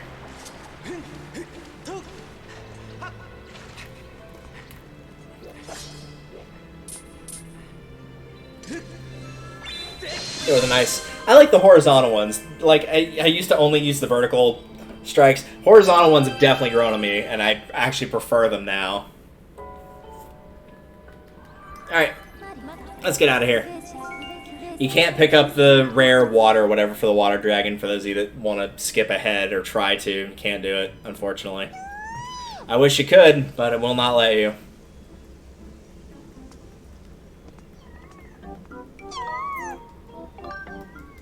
Yep, see you later, Mr. Kiwi.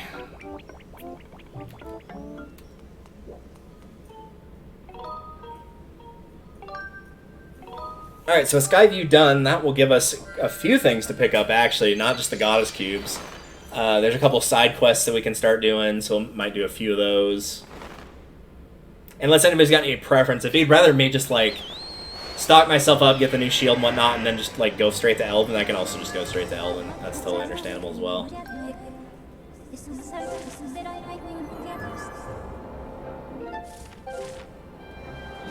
But for now, I'll go ahead and pick these up. If I get 2 golden rupees here, which I don't think both of them will have a gold rupee, I'm almost certain at least one of them does. If they both have a gold rupee, then I'll probably go back to Skyloft, because even though it's only 2 rupees, I don't want to, you know, like, overshoot it.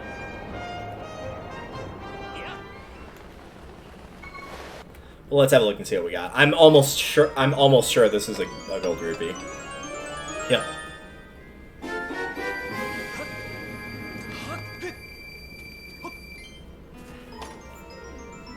Like a medal or something, or a bottle. Nope, it's the adventure pouch. Alright, I'll take that. That probably just postponed me going for an adventure pouch, actually.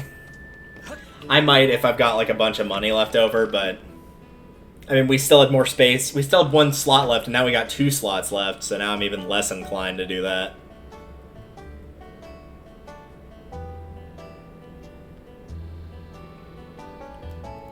I can't skip through this, tragically.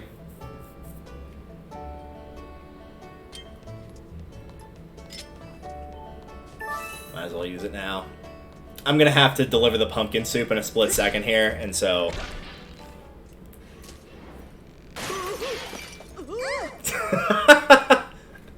Why would you do that? This guy has some, like, great lines that I actually say all the time. Not quoting him, but just, like, say in general. I'm just the, why would you do that? What is wrong with you? I did it for the peace of heart. Yep. Yep. We were going back there anyway, so, like, that was the time to do it. There's still one more out there in Skyloft. Well, it's not gonna show it here, but... And I know for a fact that at least right now we can't run any other errands for him. It's just this one, and so we might as well just stay there. There's no point in coming back here for him to be like, oh, well, I got nothing else for you to do right now. I'm not gonna risk it. I'm pretty sure I'd have more than enough time to go and get that and still go to the commander, but I'm not gonna risk it.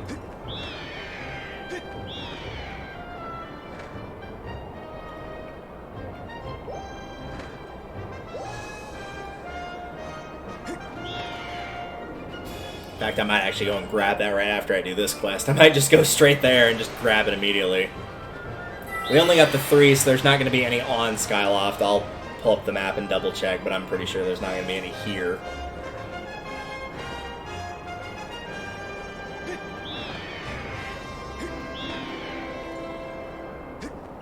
Alright.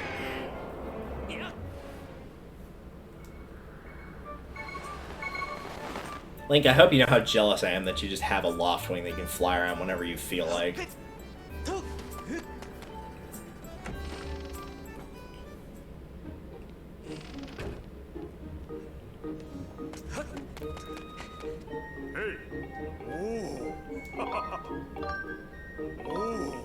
No, I was gonna just drink it right in front of you. Like that quest in Majora's Mask. Pumpkin soup is always best piping hot. I'll take your word for it, man. I'm not, like, I don't mind coffee at all, but, like, boiling, scalding hot? Nah. No thanks. I prefer cold drinks, personally. But, I'll stick to coffee. Coffee's pretty good. Coffee's one of those for me, it's good hot or cold. Lukewarm's pretty much the only temperature I'm, like, on. But, like, if I had to have tea, and I don't like tea in general, but if I had to have tea, I'd rather have it cold than hot.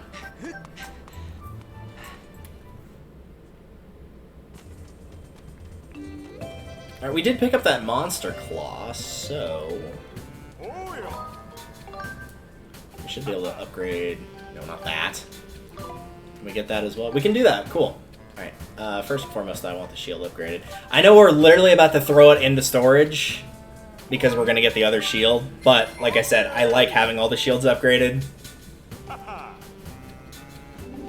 And then whenever we go to Linearu, if we don't have the capability to get the other nice one that regens itself, which is my favorite one outside of the Hylian Shield, of course, then we can go back to it. Scatter Shot, which is very nice. That will come in handy. What was I missing? Oh, it was the Tumbleweed. That's right. So we gotta wait for Linearu on that one. Yep.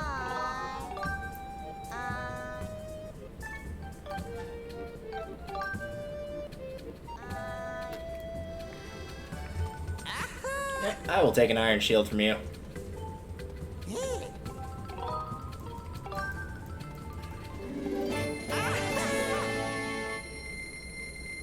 Is this available yet? Oh. Nope, still not. Okay. Part of me feels like the minute that I get the side quest with Kukiel done, it's going to be, though. Which, if that's true, is going to be very obnoxious. I'm actually going to hop back in there and see if I can upgrade this as well. I know you need Eldenor for it, obviously, because it's the Iron Shield, but I don't remember what else.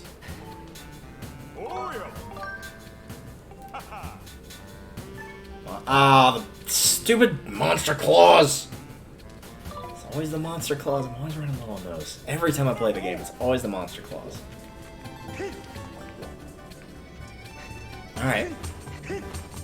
Well, let's go put the piece in, get Elden, and then do the Kukiel quest, and then from there, I'll probably just see which ones I can do. I'm pretty sure I can do the one with the brother and sister. I can get the one for Fledge started. And there might be like one other one that I'm not thinking of off the top of my head that I can do. Why am I going over here? Just instinctually went to go try to grind for monster claws, I guess.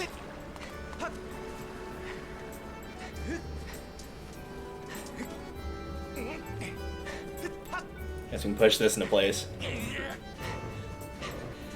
I've never tried it, and I don't know if you do or not, but whenever you finally get to the end of the game and you do the Silent Realm for Skyloft, I wonder if you have never pushed that into place, if it will not be in place there, and then you have to go and push it into place if you want to use it.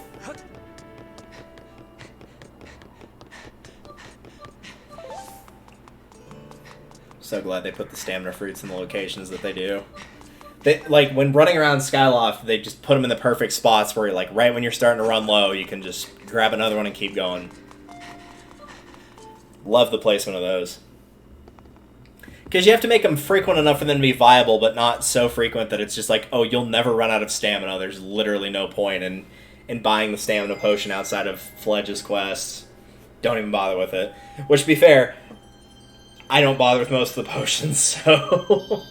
Don't know what that says about me. Because, like, the heart one, most of the time I'm not running low on hearts, and it's not typically an issue, and I'd rather have the fairy anyway, because it's the auto-revive. Even though the full health is nice, I will grant you.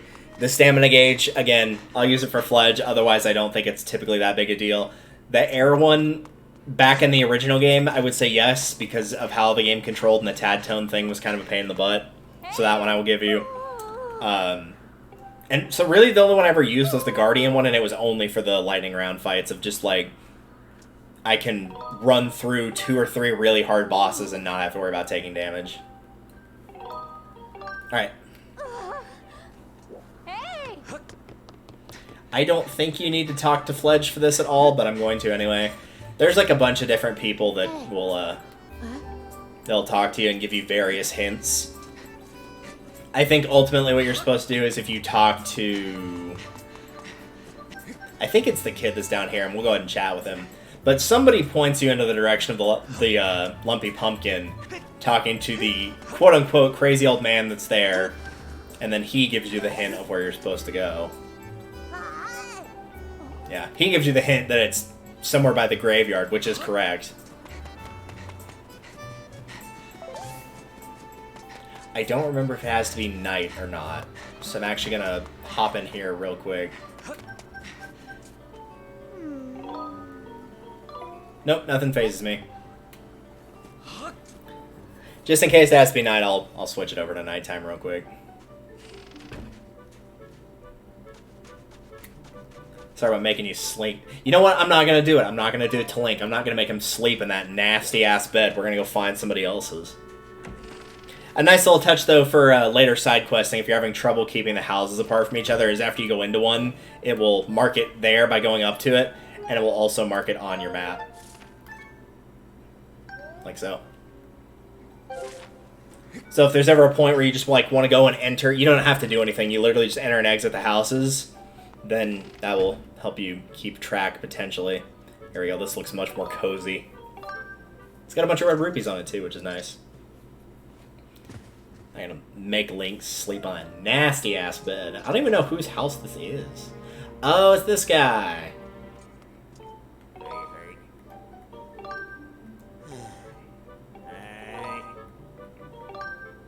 Yeah, so he buys treasure. What are you buying? Tumbleweed every morning, golden skull. Ooh, golden skull. Yes. I've got way too many of those.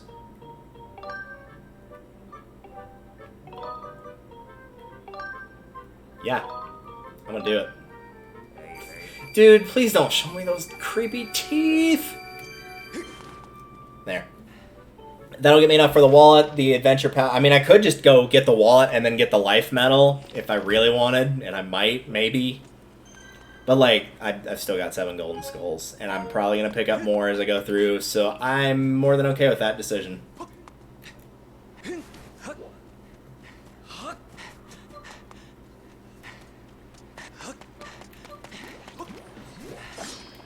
Alright.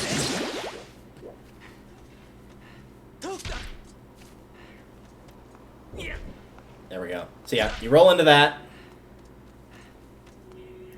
Push it forward or back. I don't think it matters which. That'll open the door. That's the secret the guy at the Pumpy Lumpkin gives you, as I like to call it sometimes, because it's a very good spoonerism. But the important thing is, don't bother going all the way to the Pumpy Lumpkin just to get that hint and then come back. Takes too long.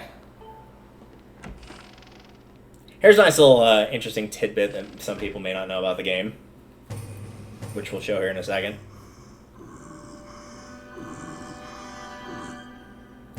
It's Demon Bubatro, or Beatro, however you pronounce his name. Is if you swing the sword at this guy, he'll freak out, right? He'll be like, hey, wait, no, please, don't hurt me. And then you find out about the whole side quest with him. You don't actually have to use the sword either. Bugnet! He just immediately panics at the Bugnet, and I love that. Yep. Alright. Child, go back to your mom. Which she'll do in the morning, because it's not safe. Thankfully, I remember which house is hers, so we can just go straight there. Now, there are some... Well, there's 15, so... Some might be... I mean, 15 out of 80, I don't know if you consider that some. But a fair few of the gratitude crystals are single ones that are available at night where you can just roam around and find them. Camera, thanks. However, I'm not going to do those until I have all the items necessary to reach all 15 at once. And as I do not have the claw shots yet, I do not have access to all those, so I'm not going to worry about the individual ones right now. Because I will absolutely lose track of which ones I picked up and which ones I have not. So I'm not going to worry about it. Yep. Just come back in the morning. You can talk to Elvis as well, and he'll share his thanks, but she's the one that gives you the gratitude crystals. Apparently Elvis didn't care as much. He was too busy trying to figure out where he could make a peanut butter and banana sandwich.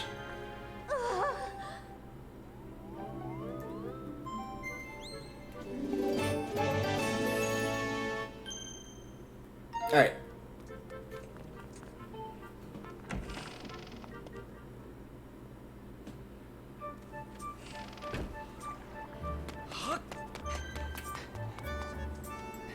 Yeah, I know my wallet's full. Well, you know what? We'll do that before I do anything else.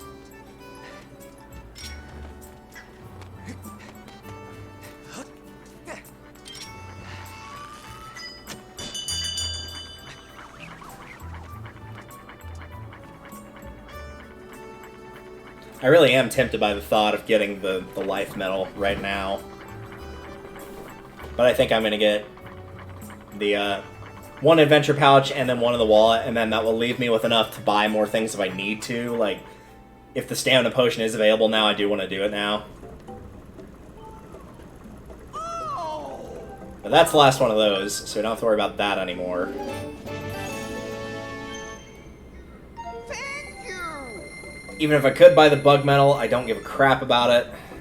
We'll do it at some point.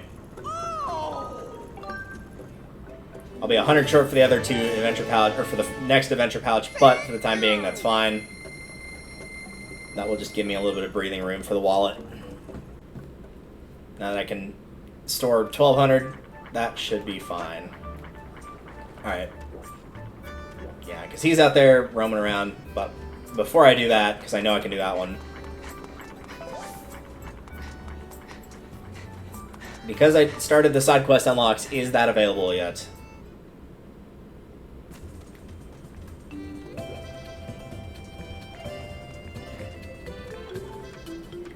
Alright. When does she have that accessible? Now I'm curious.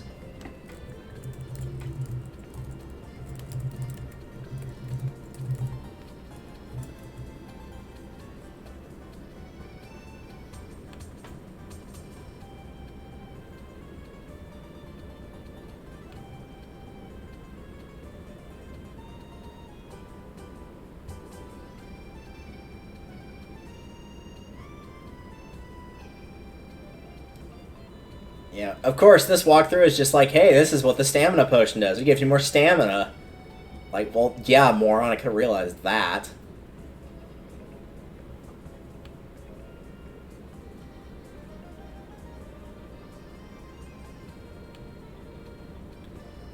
Here we go. Game facts usually better. But as soon as you repel the imprisoned. Okay, gotcha. Gotcha. I'm going to assume that's the right answer anyway. I feel like you could get them earlier than that, but I can't say with 100% confidence that's true. So,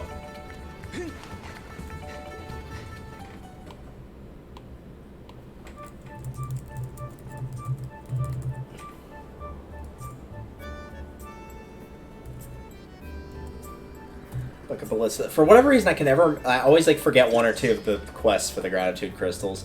So I want to see if there's any other I can pick up right now. We already did that one. Alright.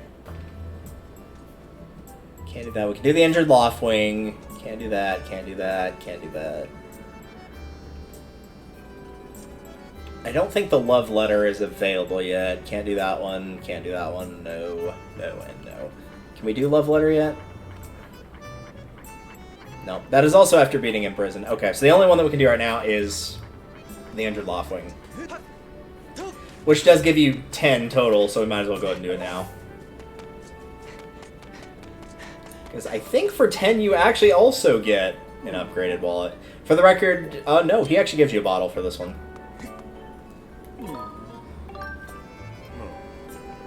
Yep, cool.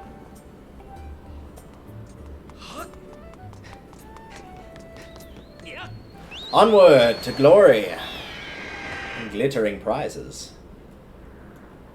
First and foremost, I'm going to go after this one that I passed on earlier, now that I got plenty of wallet space. In case you wanted to just go straight there, she's on, I believe, that island right there. She's around where the party wheel is, because that's what she went to go look at.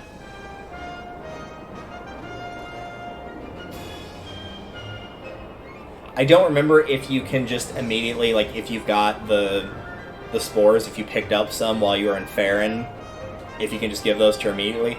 I want to say no, because he gives you a bottle and lets you keep the bottle after it's been used, so...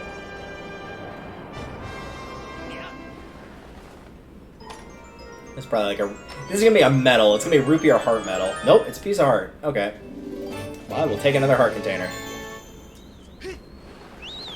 So yeah, depending on which goddess cube that is, you could absolutely have 7 hearts before going to fight Girahim if you needed it. Which, as we've shown, apparently you really don't need it if you're good with shield bashing.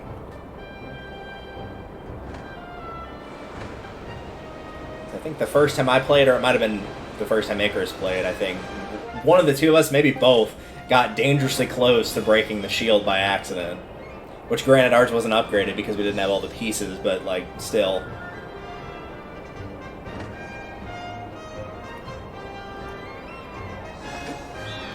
nice trick you can do. Is it doesn't like you gliding straight up, but you can do it with the boosts. And then if you flap once, you get like a crazy amount of height without losing any momentum. Because it resets the momentum to 0 for each flap that you do. But it doesn't do it for the gliding, so that's one way to take care of it. Don't mind me, just face planted. It's fine. Wow. Alright. So I guess in theory you probably could have come here first. But that cutscene activates when you're at the plaza, and that's probably where you dove off the ledge anyway, potentially, unless you went to Eldon. But if you're exploring around, then you probably did explore Skyloft before you explored there, so... Either way, it does not matter.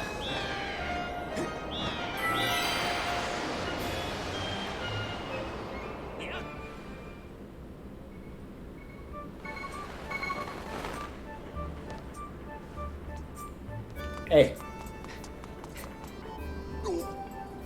Okay, thanks. So we got 2 slots left for items. We have a shield and 3 bottles.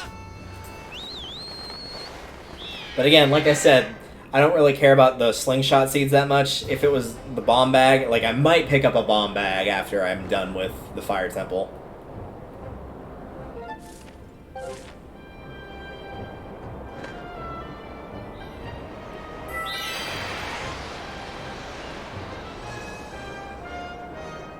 That's another spot where you can glide up to and not take any penalties while you're getting the boost from the little warp rocks or whatever you want to call them.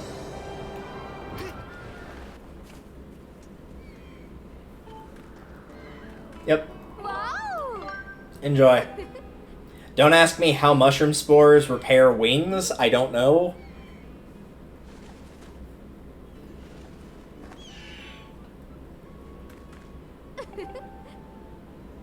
But we got the crystals, and that's what matters. Helping people feels good. Also, the gratitude crystals, which is definitely more important.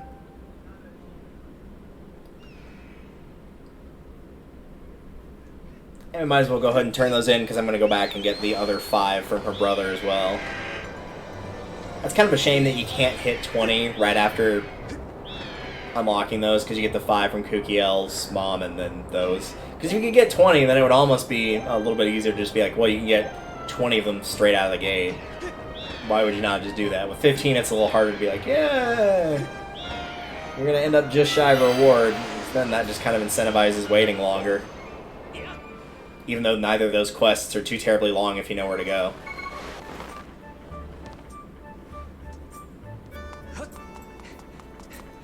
Anytime. As long as you're willing to give me things anyway.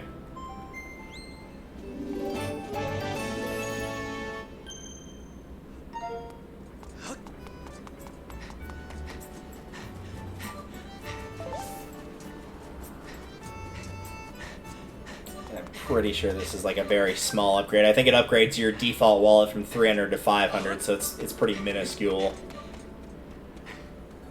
I'll admit most of Beatro's rewards are not that great. Because even the really good ones that are later on, like the 600 rupees, like by the time you get that, you probably don't need it anymore. The only thing you might have left that you want to pick up is the piece of heart from Beetle, but if you do the quest for Beetle, which you probably have... Yep, sure enough, that's what it is. That's the other one he gives you. Oh, piece of heart. Well, that's not bad. But the only thing you haven't bought in there is probably the piece of heart for 1600. But if you did the quest for Beetle, I mean, that cut the amount in half, and you're probably fine on that. That was the only thing I didn't buy pretty early was the piece of heart, but it's because I knew it was going to get cut in half to 800. And by the time I did get to that point, I was at like 1200. I was well over what I needed for it, so... I don't think we need to do anything else. We've got bottles, we got our upgraded shield. I think we're good to go. I don't think there's anything else we need to do. If we're waiting for the imprisoned to show up on getting the stamina potion for Fledge, this is really about all we need.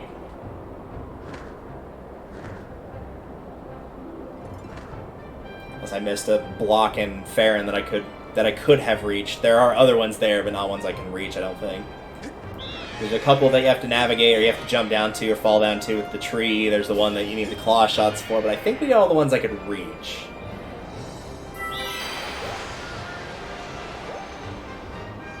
So for now, let's go to Elden.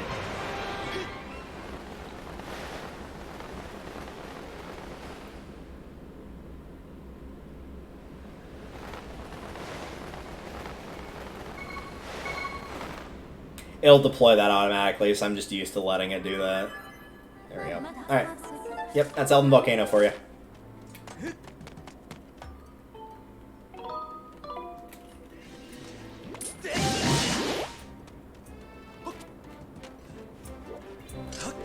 There you go, Skyward Stab. Hardly ever do it other than just for a laugh, so be one of the very few times that I have done so. That's going to lead to a dead end that you need a bomb for, which is on the other side, so we'll skip that. And go talk to the Magmas.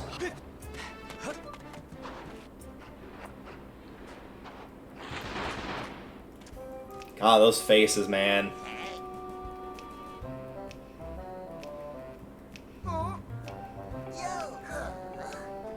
It's fun. I mean, largely they're pretty cool, so it's fine. Okay, fighting those. Get those. There's nothing over there on the right. There's like some plants that occasionally drop hearts, sometimes money, but eh. Yeah, I couldn't reach it from here. Oh well.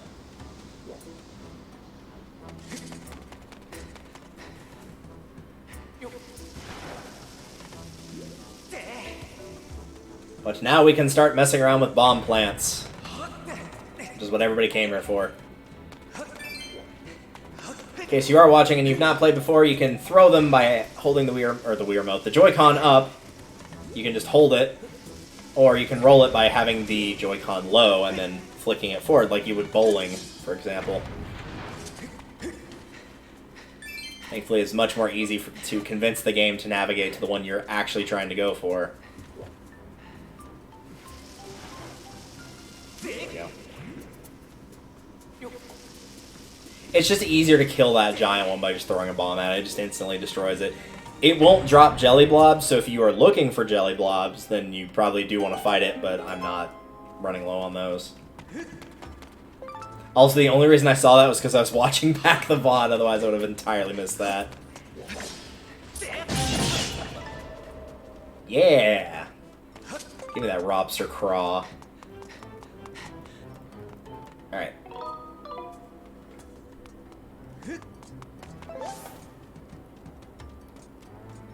Yeah, he'll mention the lava's too high and that you need to go somewhere else to lower it.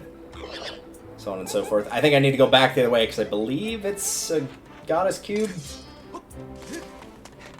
Yep. Definitely don't want to miss that.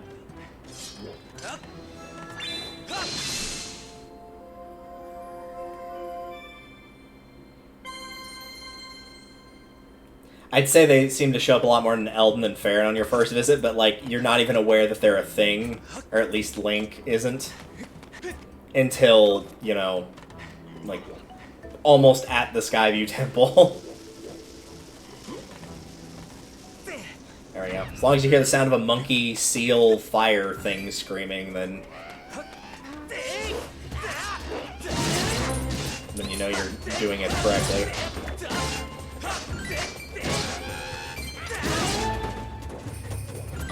Nice, I'll take that. Thank you.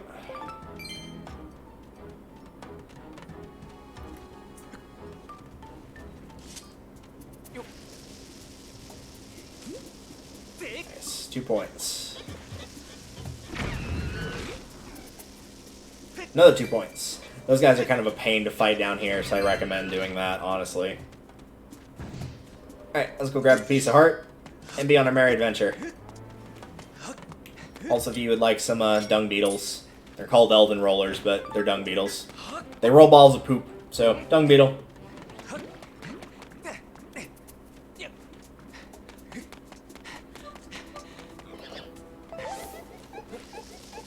Yeah, you really showed me. Oops. I guess you're dead now. I like monkeys so little that even anything that makes noises like a monkey I don't like. There we go. Piece of heart. Now that we have taken care of that, let's go back to where we were. Yeah,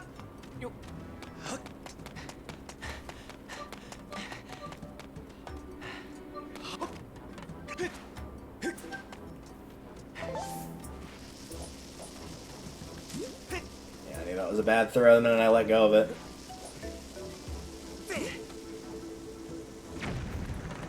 Oh, nice. I thought it was going to just blow up the other bomb, which is why I was hesitant about throwing it, but nope, it just went right on through. I will accept that. Alright, cool.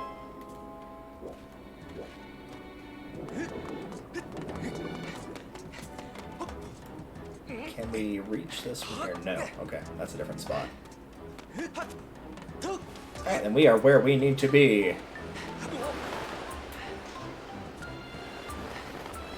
There's a bunch of different stuff we can pick up here. I will probably not get it all in one go. This is difficult to get it all in one go. This is Elden Ore, I think. I'm pretty sure it's always the same treasure. Yep. Or at the very least, it was the same one twice in a row. Impressed I reached that. I didn't get the dig spots, but the treasure chests and Goddess Cube for marking them off the map were more important, but I will go back for them. Just for the heck of it in a second here. I remember there being this guy here, but I don't land on this platform because there's no reason to. But, for the record, if you do goof up and you did not mean to miss anything, also sometimes there'll be one of those there, you can go back up this path. It will drop you here. And then you can just repeat the process again.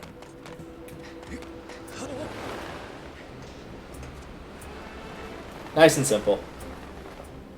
It's not as bad of a mistake as it makes it out to be, thankfully. But yeah, we can't do anything with those right now, so never mind. Oh, I figured it was going to slide me off. I didn't think I'd actually be able to stand on that.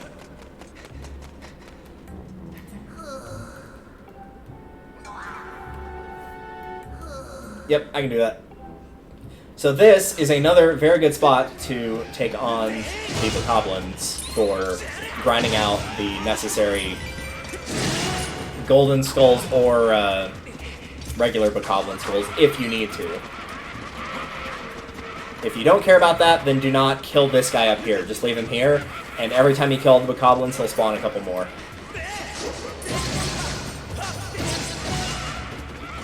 That's what they do when they have the horns. Later on, you'll be able to take the horns away from them with the whip, but for now, you can't. Oh well. Didn't they? I thought the other one made a noise that sounded like you dropped them, but I guess not.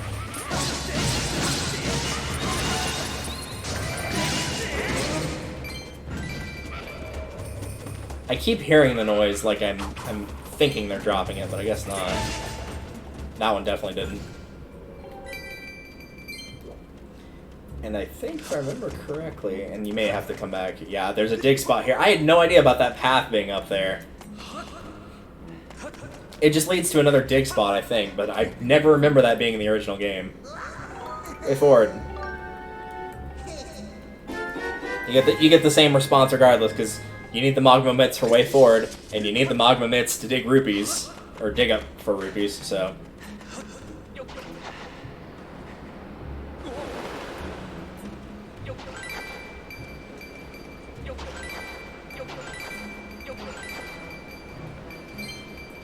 I pretty much only dig just whenever I see something nearby and I'm like, hey, this is a chance to dig for it, but I'm not going to go super crazy out of my way for it. I am going to go back for that other one, but only because, and I won't need it, I don't think, is they're pretty consistent about dropping at least one Elden Ore. And I think I'm good on those. I think you only need like 7 or 8.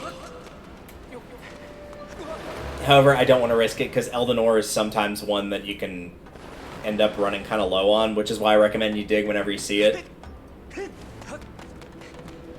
Because you really don't want to miss out on the Elden Ore. Because it's used for, like, even if you don't care about upgrading the Iron Shield, it's used for some other stuff as well, so you probably do want it for those.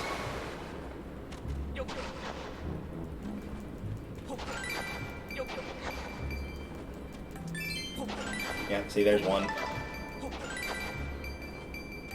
Usually you can get, like, I'd say an average of 2. I've gotten 4 before from those 2 dig spots combined, but sometimes it's just kind of luck of the draw.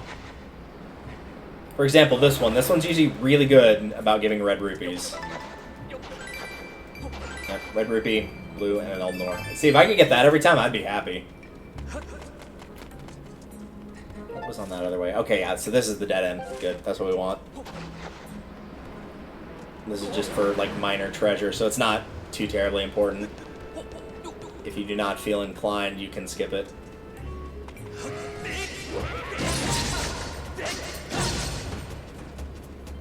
Pots. A pot. And a... Oh yeah, you know what? Might as well. This is hero mode. Any opportunity I have to refill my life, I should take it. And you want the middle path.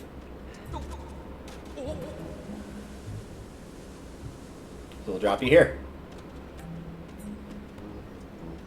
And I don't remember what this is. Sometimes this is a goddess plume, I think.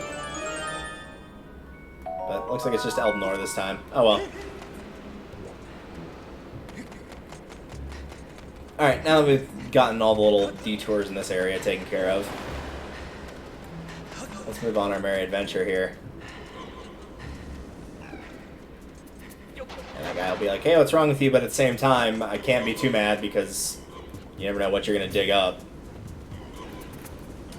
That's going to be nothing. Normally that's hearts, which is why I said it was going to be nothing. Because you can't dig up the hearts either, not without a heart medal, so...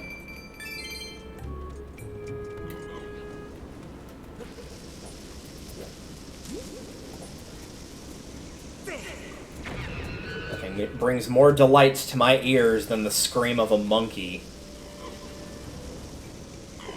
Also want to blow that up.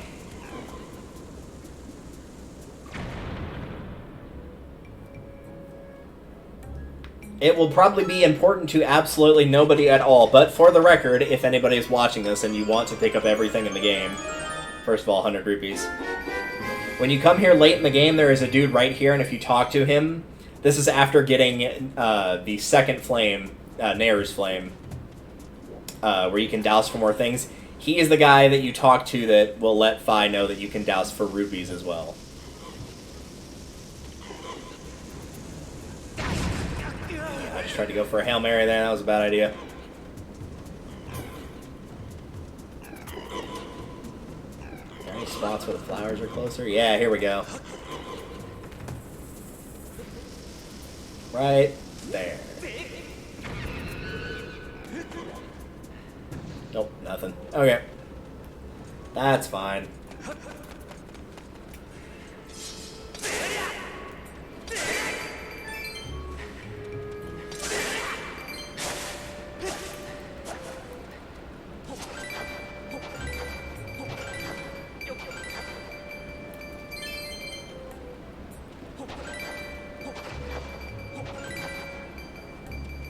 That's just going to give me the way out.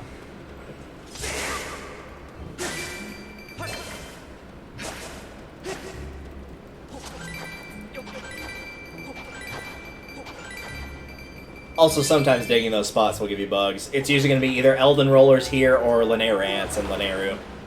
But sometimes you might run into bugs. Try not to accidentally squish them, which is what I usually end up doing by accident.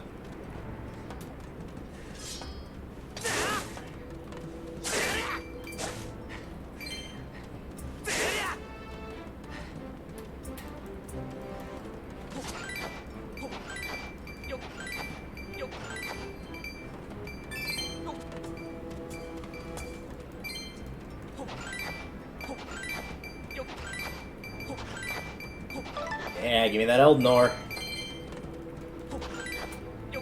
I think, honestly, at this point, we're actually good with how much Elnor we have. I think we're pretty much set.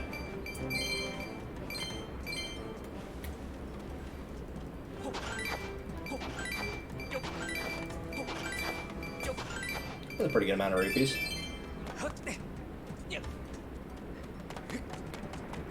What's up? Nope. Not a bokoblin, sorry.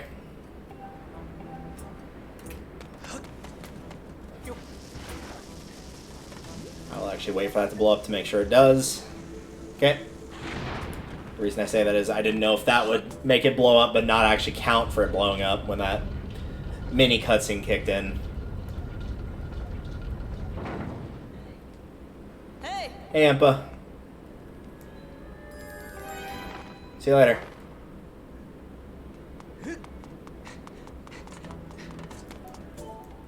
Make sure you get that one, because that one's a pretty important one to get.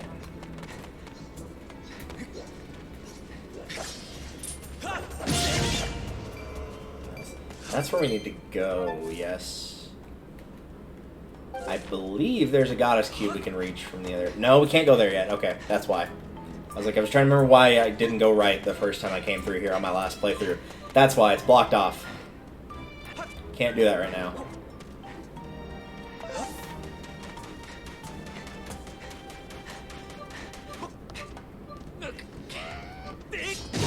Okay, I'll take care of that guy. Hey, here we go. I was looking for these earlier.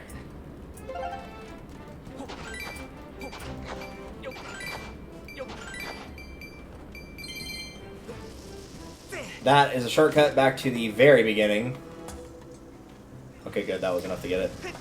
The very beginning of the area. That guy will not let go of the boulder until you get too close, so... Probably we do have to move here.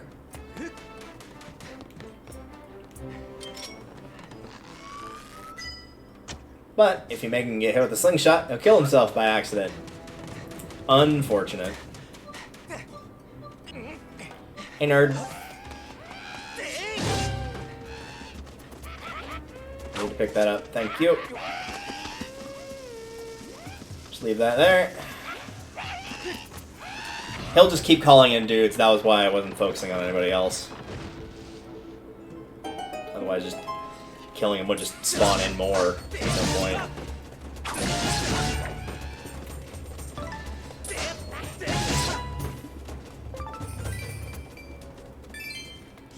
Yep, Smeldon rollers. Look at them go. I usually don't bother to try catch bugs with the weaker bug net, personally. It's a little too rough to do. But you can pick up 20 rupees by blowing that up. Sorry, 40 rupees, not 20. Thank you. I may have to consider going back to shop for things before we enter the temple, because I think we're going to be upwards of 900, and that'd be getting into a little bit close territory for going through the temple and accidentally overloading on them.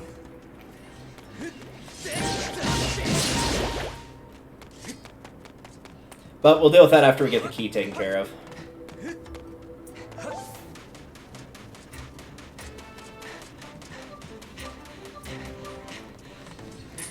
Bye. Bye.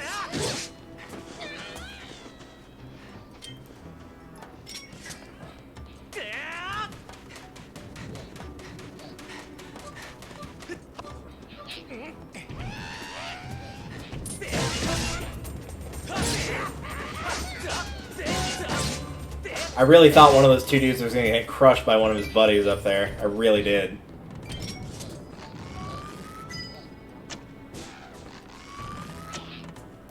And we could probably manage with just the two.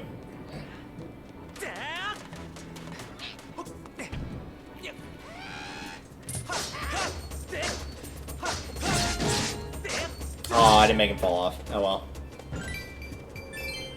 Nope, didn't want to jump down there. I don't remember if you have to listen to this part of the key being broken up before you can get the pieces, because there is at least one piece I'm pretty sure you can reach before you get to the point where you'd activate this. And then, of course, it's like, wait a minute, we can just dare our way in. Oh, right. Right, we have claws that allow us to do that. Yeah. Must be Zelda. Yeah, I think if you say the woman in black, then she's like, yeah, it's 5% rounded up. I'll turn that on so I can turn it off. If you hit this, it'll drop a red rupee. Don't dig that, because it's just a one of the little magma blob things. I mean, if you want to fight one of those for a jelly blob, you could do that, but I'm just saying, it may not be the best idea. Speaking of not the best idea, could you stop running up that? There you go.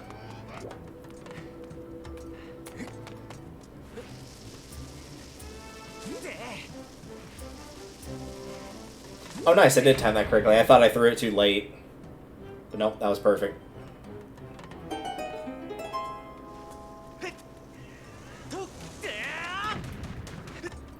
Alright, there's piece number 1.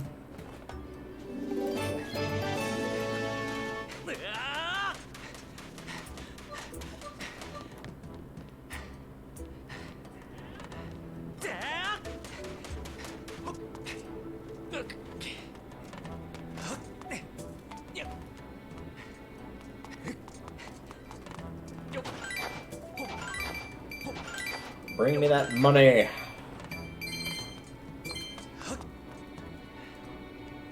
Oh, right, I forgot there was one just, like, sitting there. I was more thinking about doing this. Olé!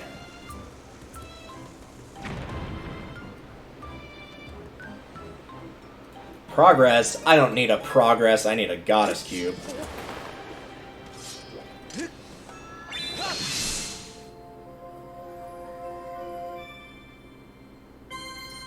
Progress? I don't think so.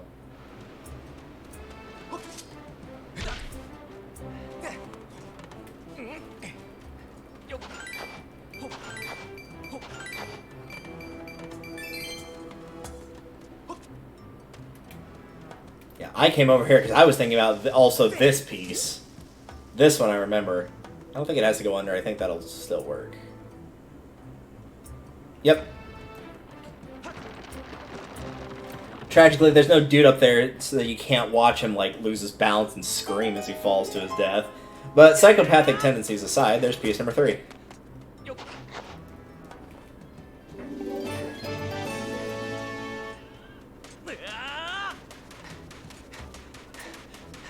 There's a side quest up there that we will not be able to do for quite some time.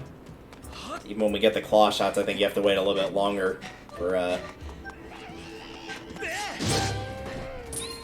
that quest to activate. I don't remember when specifically it does.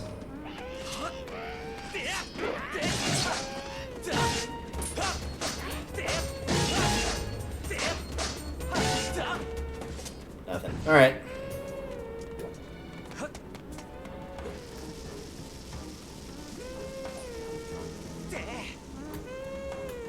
Bye.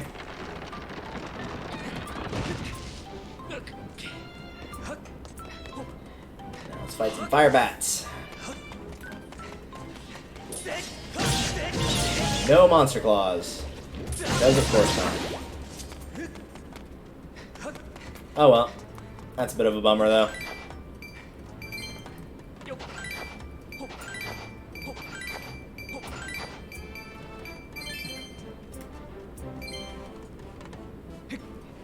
Probably one of the few times you intentionally decide to hang off the ledge.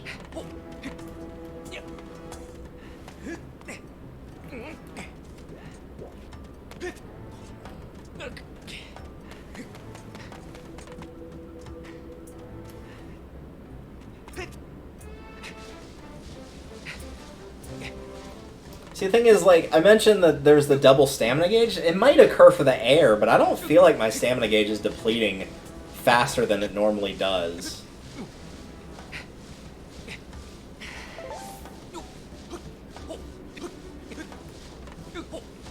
So maybe that was incorrect.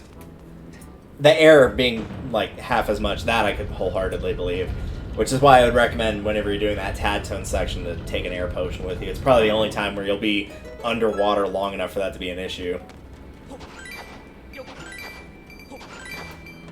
And thankfully, as much as I hated the tad tone section in regular Skyward Sword, in HD it's not as bad. It's still not great, but it's definitely a lot quicker than it used to be.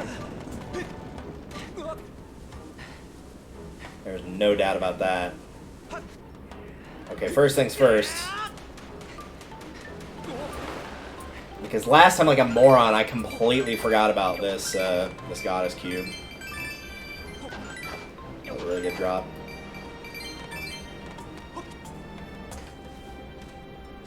Like, it wasn't until almost the Thunder Dragon that I was like, oh, that's the one I forgot. I thought for sure I did pick it up, and nope, totally forgot it. My own fault, too. I got no one to blame for that but myself. Let's see if we can finagle our way back here.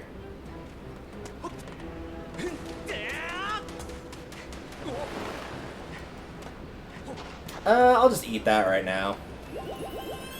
I could have saved it, sure, but I also could have rolled and should have, and it didn't for some reason.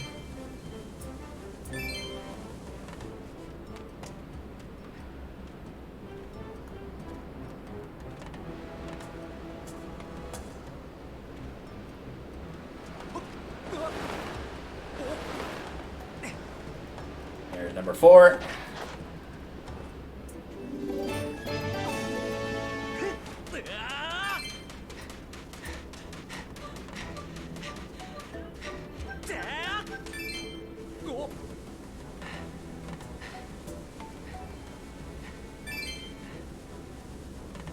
Whee! These might have nothing in them because I think normally they are hearts. Oh wow, 1 rupee. You shouldn't have. Thank you.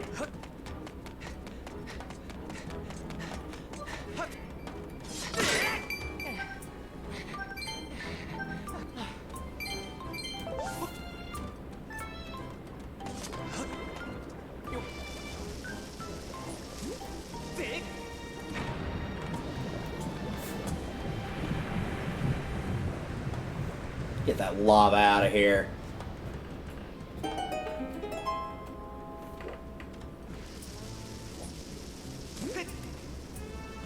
That might be close enough, maybe.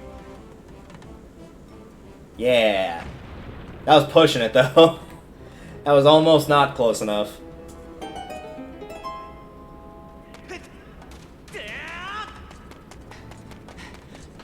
And there we go. Full key. Let's get out of here.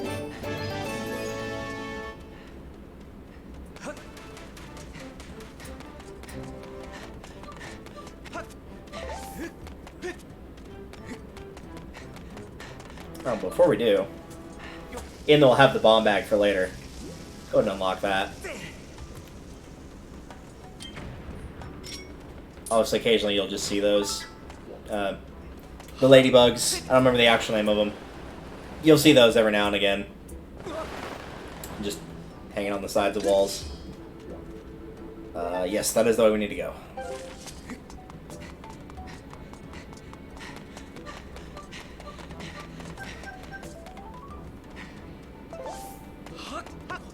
$9.17, huh? I am actually gonna risk it. I think I already did this temple entrance one, but I'm gonna do it again anyway. Because we can get up to 1,400. I was thinking 12, but I've forgotten we got the upgrade with another 200 from Beatrice, so I think we'll be fine. I just know this is like a halfway decent spot because you do a fair bit of digging in this temple, and so as a result, you get a fair bit of rupees as well. But no, we should be alright without having to go back.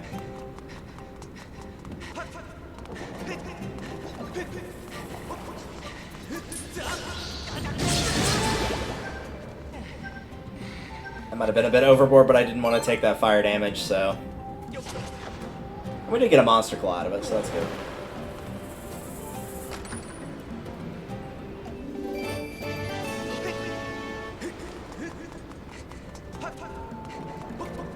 Hi! And some roops. Sure, we'll take them. I think one of these has an enemy in it. I don't remember which, though. That one. That one has the enemy in it. We found him. The mystery has, in fact, been solved. Good news, everyone.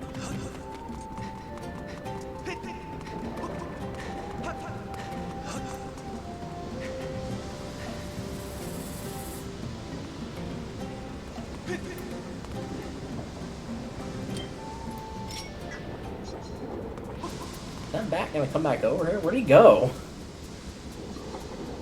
Hey, bud, what you doing?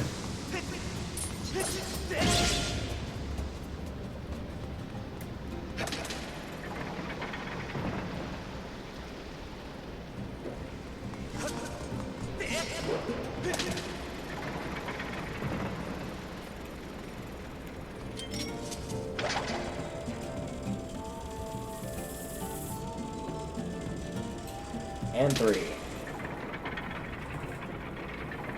I'd say first room down, but this kind of bleeds into a second room, so really we're still in the first room. And now you get the little info of like, hey, you can check out enemies you fought before and find out their weak points.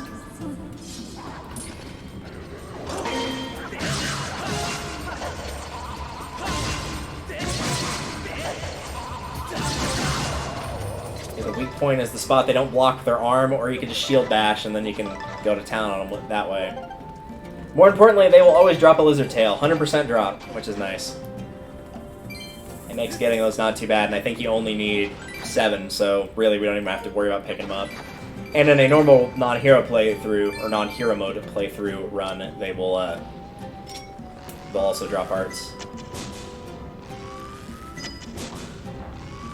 There we go, good lord. I'm glad that reached. Upside to hero mode, I definitely could not have killed that guy because there's no way that would have reached as far. But we are in the clear.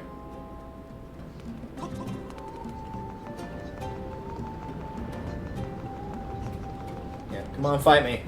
Nope, you're not going to? Alright.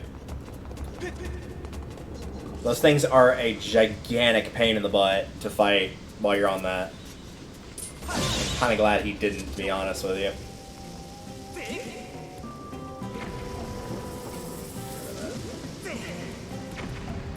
It's a very narrow window in which you can nail this throw. See, now that time it blew them both up, but it didn't earlier, so... whatever.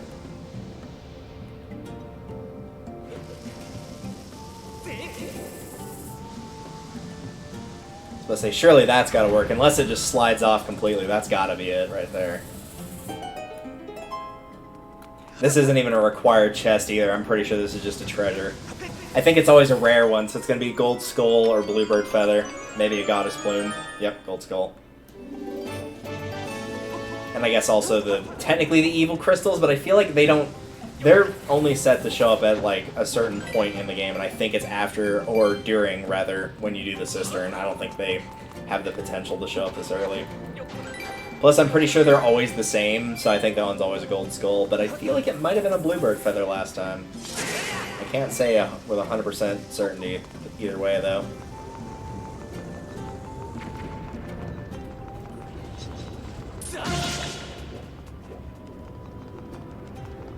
Now for my favorite part of using the giant ball. Oh no, he's just going to leave me alone. I was going to say rolling over the enemies, but if he's going to leave me alone, then I'll leave him alone. Is this a bluebird feather? Yeah, that's probably what I was thinking of then, because those two are so close together.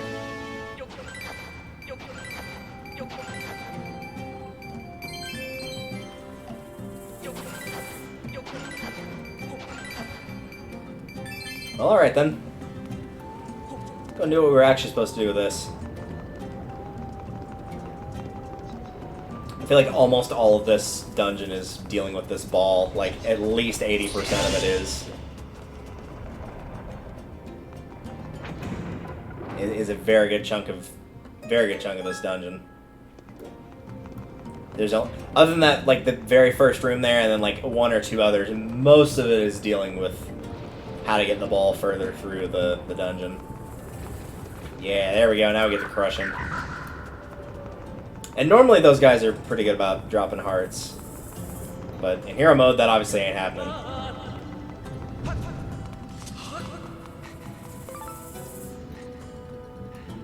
Yes, I did just go back for that Sumi. I know, they're not that important. They're bloody everywhere in the world. They're like the most common drop in the game, but still. Better have it not need it, right? Yep, I can get your bomb bat back.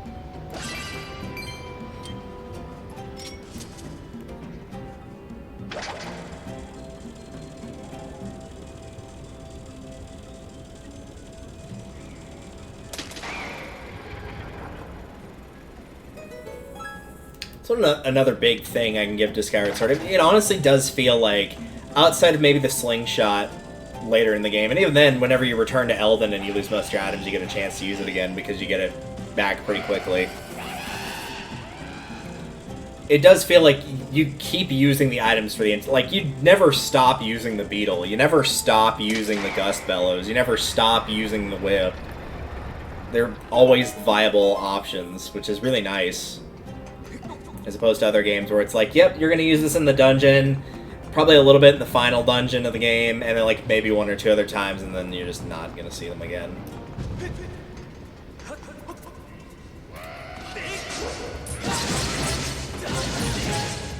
don't think there's anything up here other than just the statue. Yeah, we'll ignore that.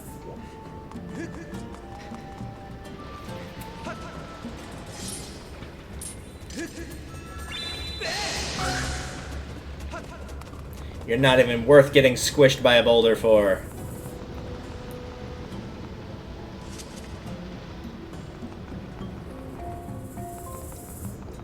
Alright, now that that guy's done vomiting profusely.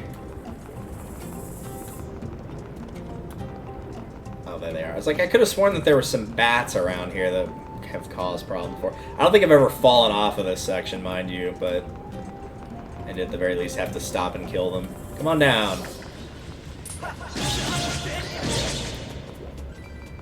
Could have also shield bashed him, but again, I don't like breaking the shields. I think when you upgrade them, though, from like Iron to Bandit and all those, I'm pretty sure... excuse me, there we go.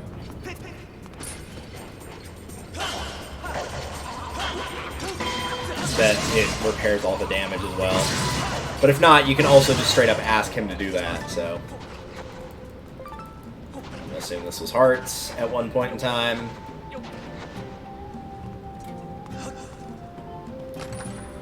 Very nice.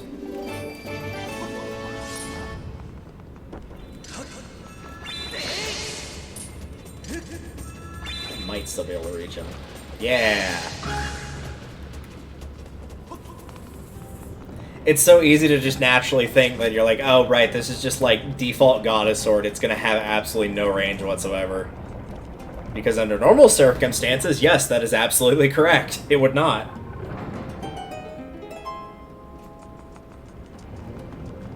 Alright, we are done with the ball. Thank goodness. I have to deal with that in Overwatch enough with Hamster. I really don't want to deal with it more.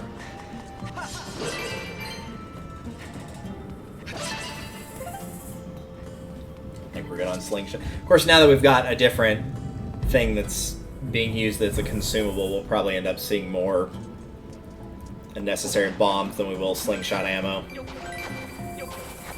But we'll see.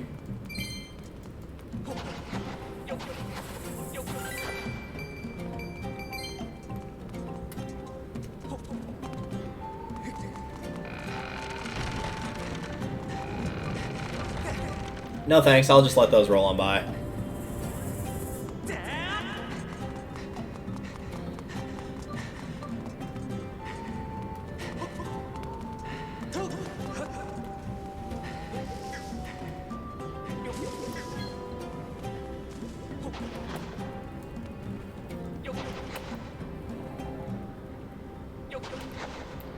Whee!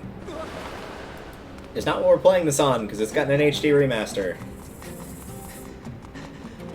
Alright, now if I remember the timing for this correctly, it's basically pick that down, put it up, and then throw it about there. And I think that's roughly where you need it to be. Yep. Somebody had given me that tip like a long while back. Somebody IRL, and it definitely was right on the money.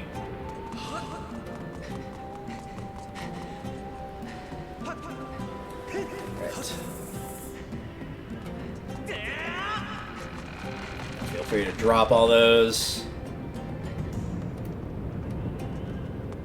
And then we will move on.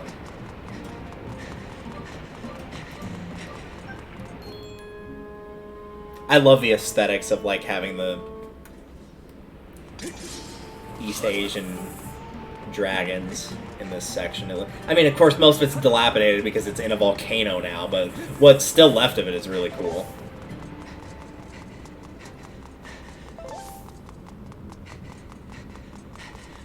And boss key.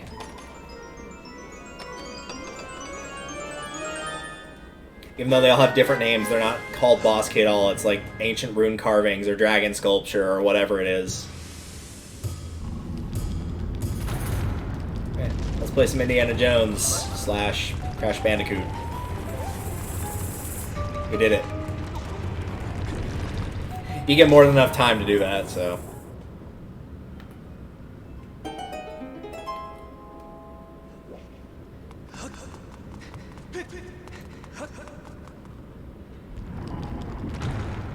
Gets chomped, and then we'll see him in the boss fight. Because I think it's presumed that that rock is Scaldera. There we go. I'm usually pretty good at these. There's one in particular I'm very bad with, though. I think it's the one for Fire Sanctuary. I don't think it's the one for the sand ship. That one's not too terribly hard. And then the one for Ancient Cistern is pathetically easy. Like, anybody could do that one. Because the floral markings make it too obvious. And at that point, all you have to do is just turn it the right way. It's already on the right face of it. You just have to turn it the correct way.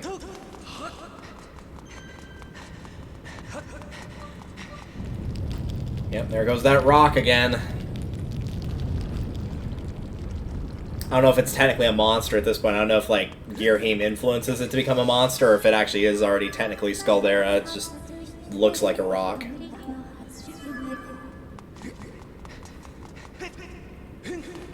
Alright, Girahim, you up there? Oh, he actually, like, drops from there. I thought he was just always there the entire time, but no, I actually watched him fall that time.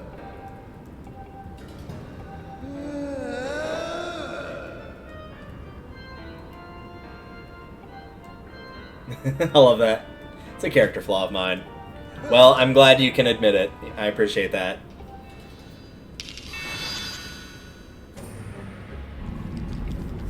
Well, we got a couple fairies if we need them, but Scaldera is not very hard, and based on how the last boss fight went, I mean... I don't think it could go better than that fight, since I literally took no damage. It could go about equal, but... we shall see how it goes with Mr. Scaldera. The rejected McDonald's Happy Meal toy. I was expecting that to stop going crazy. There we go. Away with you.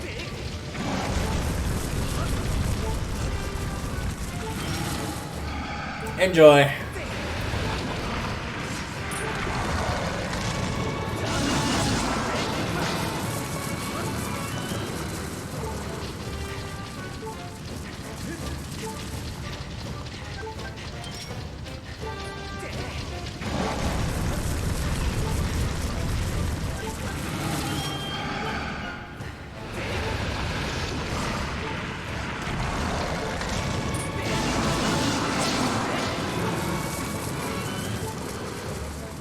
Oh, he was just gonna go straight for it.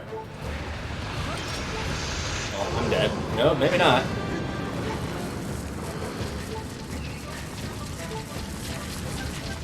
Now I'm definitely dead.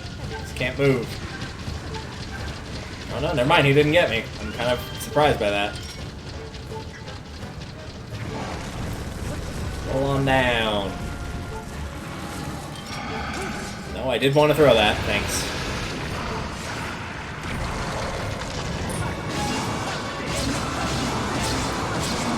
See, I'm worried about getting too close and just, like, taking the contact damage and taking a stupid death because of that. Or losing a fairy, rather.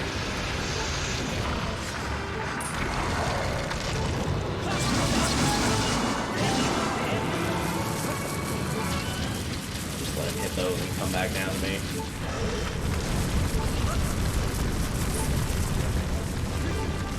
Oh, he went all the way back down, jeez. I was expecting him to, like, stop halfway, but nope.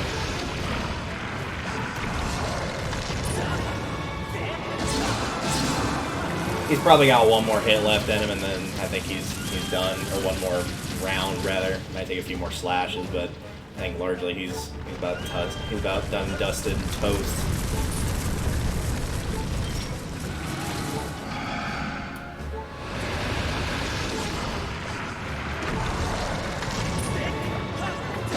Yeah, there he goes. He's done.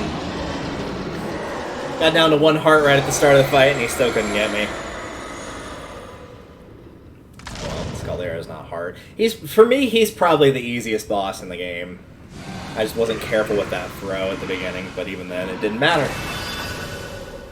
Girahim's probably easier from a, like, how quickly you can defeat him standpoint, but I think at least the technical aspect of, like, having to aim your slashes, because you, in theory, are supposed to with Scaldera, but you can just blow off more and more of his armor until you can just slash like a madman anyway. So, with Girahim, you actually do have to be a little bit more patient. And to me, patience is a little bit more important in a boss fight for considering it to be harder, because most people just go in like a chimpanzee and just swing all over the place.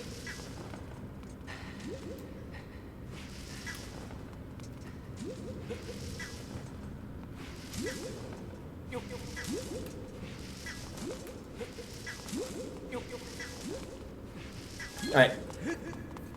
That is Dungeon 2 down. Let's get out of here.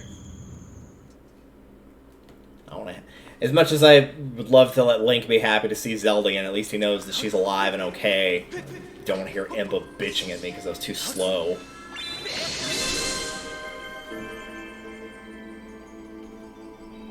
Like, it's only been 3 hours, man. She hadn't even been kidnapped for 3 hours. That's decent speed. There's no Goddess Cube hidden around here, by the way, so you wouldn't have to worry about that for the second one.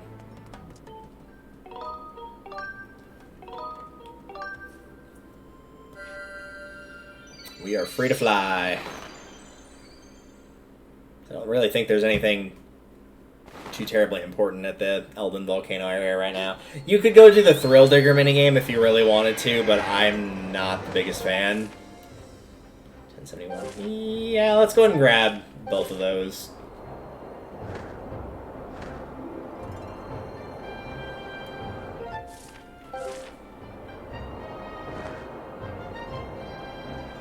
I made the mistake of not talking to this guy as well, because he's part of the item check girls side quest. I think you have to talk to him here, actually. And I didn't come here until, like, pretty much the end of the game when I was like, the side quest is not triggering what's going on. I think that was what I was supposed to do, was come talk to him here. It's because I don't ever bother with this minigame. It's not worth the work that it is.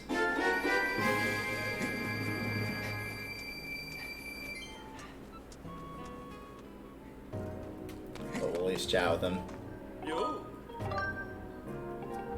I'm only going to do this once, and I'm not even going to try that hard, because, for one, you need, like, ideally what you'd want to do is have the fully powered up Master Sword, because you can't, like, the sword's not as long, so you can't swing it as well.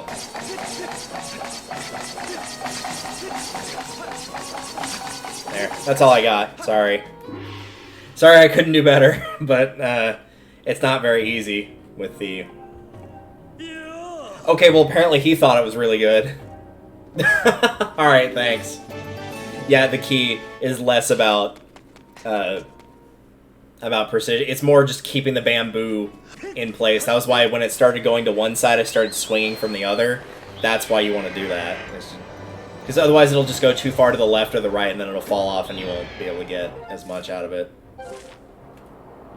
So yeah, for using the Goddess Sword, I guess, apparently that was pretty good. 30, 33. I think you can get... I think 40 is your best prize. I think it's 40 and up. But I would say if you're going to try to go for that, wait for a better sword. You can also align on the Loft wing, by the way, which is really nice. I don't think I mentioned that, but yeah, you can totally do that.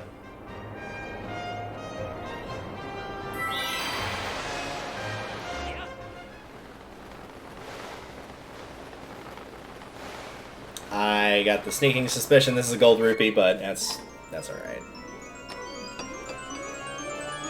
Oh no, it's only a silver. Okay, good. That's not that bad, then.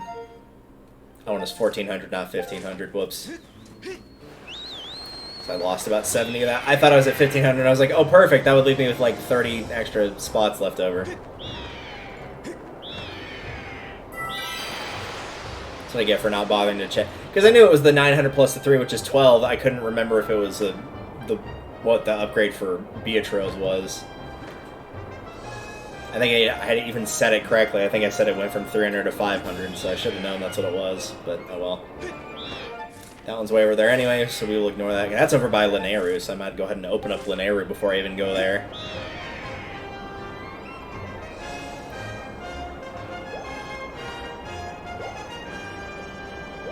For now, we'll take the Warp Stone, Warp Block. Every time I think of Warp Stone, I think of the Star Fox Adventures thing. I don't know how much anybody wants to remember about that game other than Crystal, but never mind.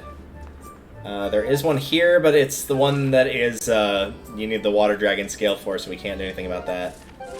Is this potion ready yet? Now that I've tackled and beaten another dungeon, this guy's here to tell me the bomb bag is here, and I probably will pick that up. Is this ready? Nope. At my other potions, I'm pretty sure the only one she has available is the red and the purple, which is for the shield. I am going to take that bomb bag, though. Do I have space for it? Yes, I have space for it. Yes, I do want that.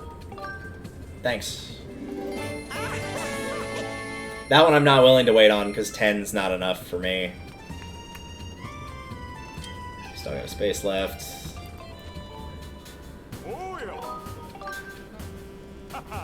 I don't think we have enough. Oh, we do have enough of those. Cool!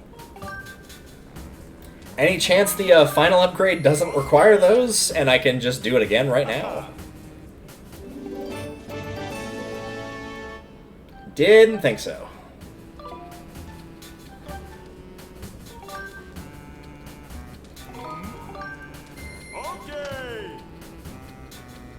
I think we needed the tumbleweeds for the other one, for the bug net, correct? Yeah. Nice, we'll go ahead and do that too. I knew that I had grabbed, whenever I'd done the tumbleweed one, I knew I grabbed exactly what I needed in the last file and not another one, so I knew I wasn't going to have any of those left.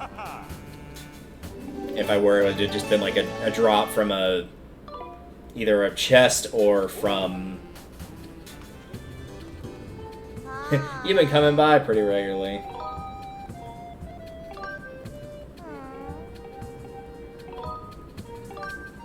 I've only been here like once, which is why I joked about that of coming by here regularly. Like, I've been here one other time. But yeah, now that we're going back to Linearu, we'll take the non-metal shield.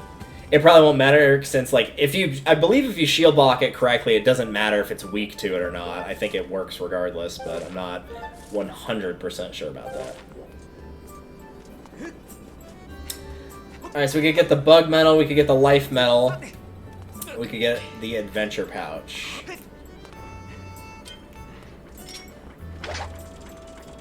The bug medal would be an obvious no. The life medal, maybe. No, I want to grab that. That was in a bad spot. I will grant the game that. That was not in the best of spots.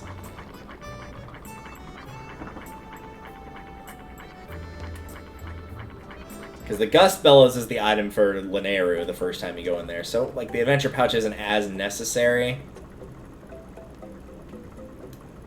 I think I'm going to take the life... I'm going to do something weird. I'm going to take the life medal. Yeah.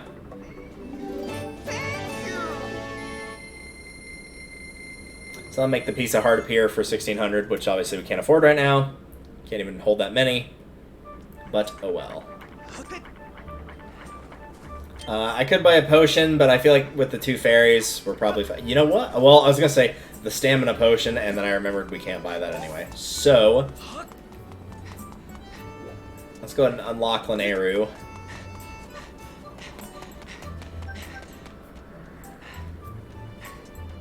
Grab a Sky Stag Beetle.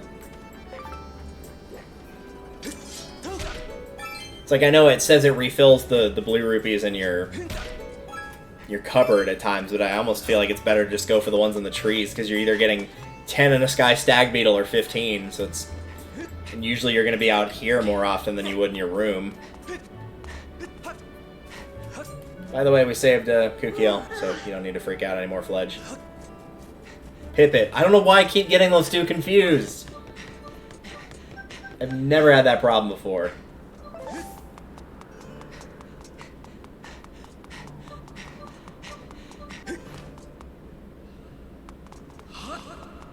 thankfully, this is the last time we will need to be inside the statue of the goddess. We've got something done on the checklist. We've gotten all the pieces of the tablet.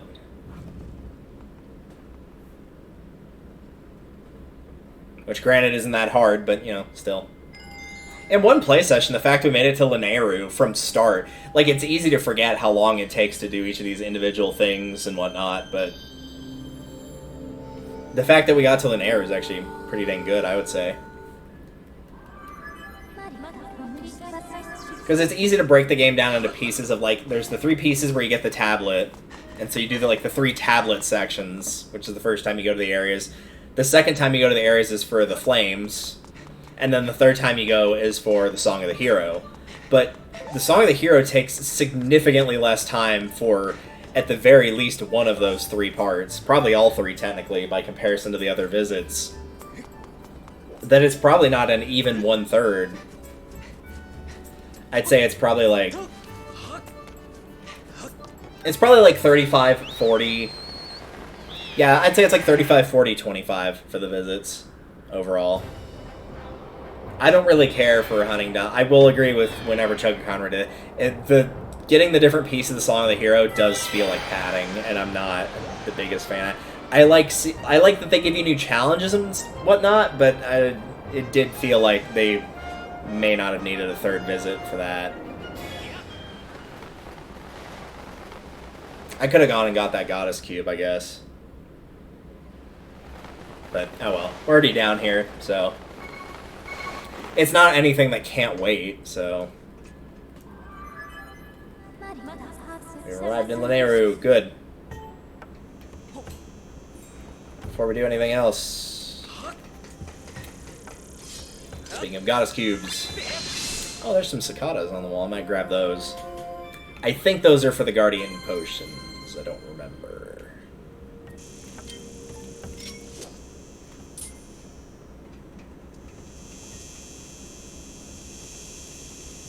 Nice, got them both. How many of those do I have? 10, that's not bad. Volcanic Ladybug, that was what I was looking for. It didn't have Elden in the title at all. And most of these I got at least a few for, so...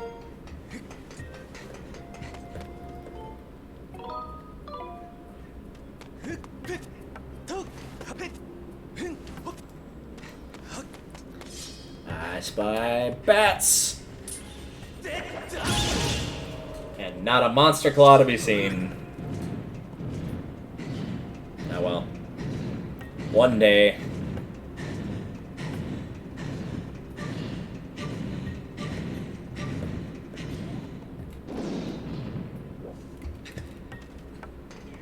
I will be putting this up on the archive page, by the way, for the record. It'll be under, like, the challenge runs. Oh, hello. Oh, you're gonna electrify yourself. I'm not stupid. I might accidentally hit an electric enemy when I'm swinging like a madman, but if there's just one, I'm not gonna intentionally do something like that. It's usually by accident, not... I have the patience to wait, unlike most.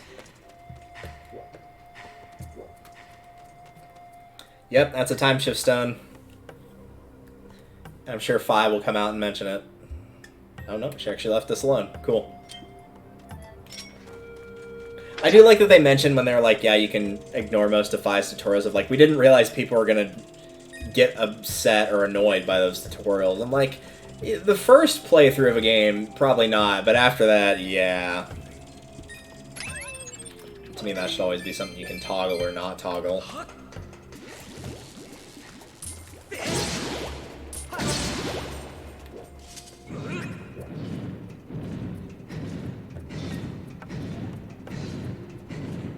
Push that up a fair distance, so... And we're okay on the flowers, but I'm pretty sure I need more than 6. I will definitely be keeping my eyes peeled for those. Because you also do need the additional one to get Scrapper fixed as well.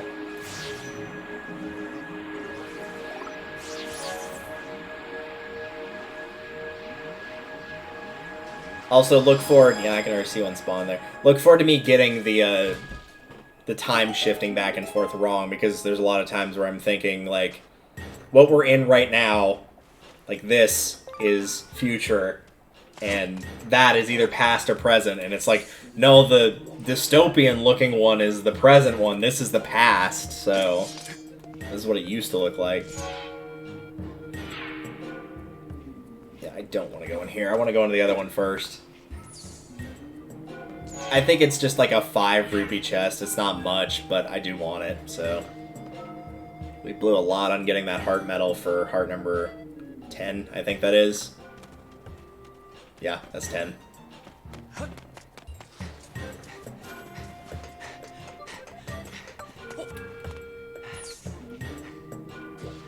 I can't tell if the sound next door is a fridge with an odd noise, a dog wailing, or a person wailing.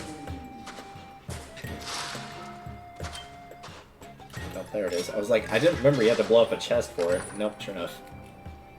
Oh, 20. Okay, well that makes me feel a tiny bit better about wasting everyone's time then. We should get out of this early. Nope, instead I just gotta sit there.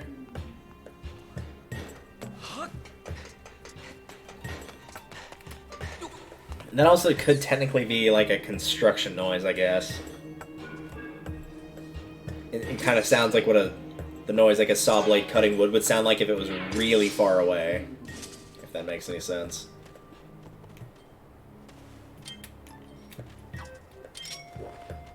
Alright. Also, yes, that will squish you if you're underneath it. They'll just make it fade to black and then you'll... You know, same as if you fell into... Hey. Nope. Don't want you. Same as if you hit the lava, the poison, drowned in the quicksand here.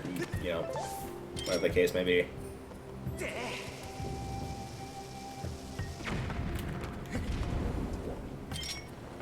Open some pathways. Excuse me, I have a bomb in my hands. I'd like to not have to worry about...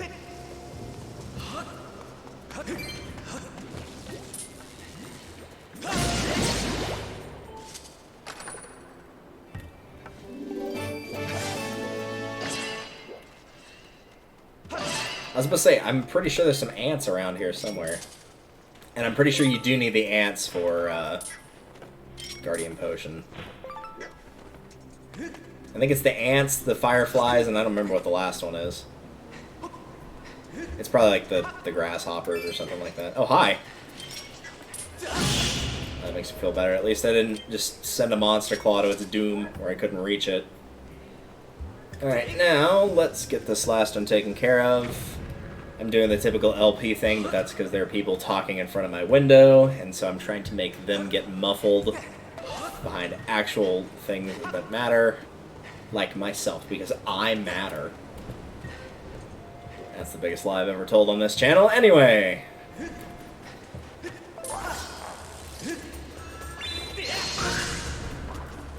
That's a very tiny, not really important, but I like to make myself feel better using a trick of if you jump forward, you get like a little bit of farther forward without having to use up your stamina gauge. Instead of just walking in, you can just jump in. Because if you L target and hold forward, you actually don't fall off the platform at all. It will not let you fall off. Like, see? I'm holding it as far forward and it will not let me go. So that will let you get as close to the edge as you possibly can, and then you can jump forward and save a tiny bit of stamina by doing that.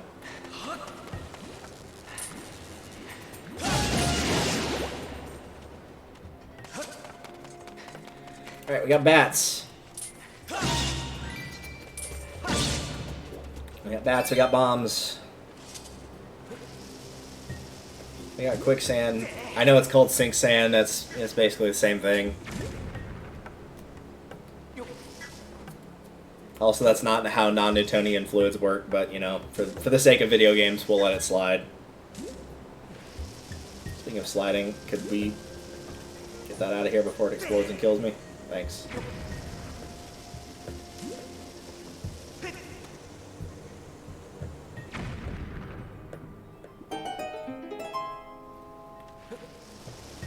I could use the beetle or a slingshot thing, but I mean the bombs are right here, so Might as well. I think most of the... outside of, like, the whip and the gust bellows, which, of course, is not designed for that at all, I'm pretty sure most things will do it in. Oh, yeah. Thank you.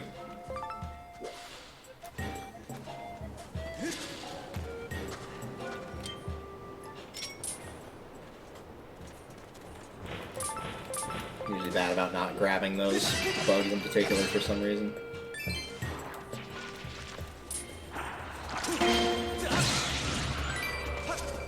Goddess Plume, I think? This is one of the rare ones, I'm pretty sure. Bluebird Feather. Well, at least I was right about the rare thing.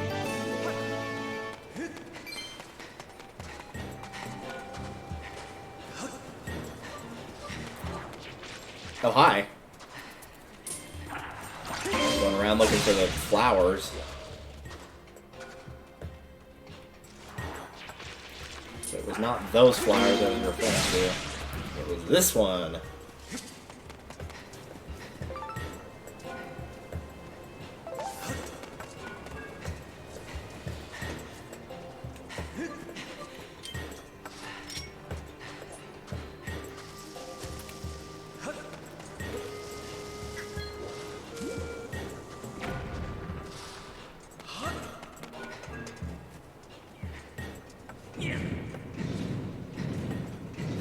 Alright. Beautiful.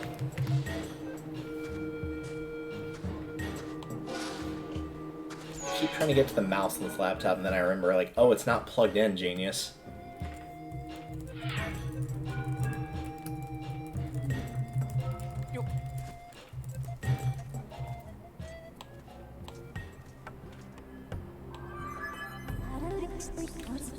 Alright, cool. Let's skip that. Grab this.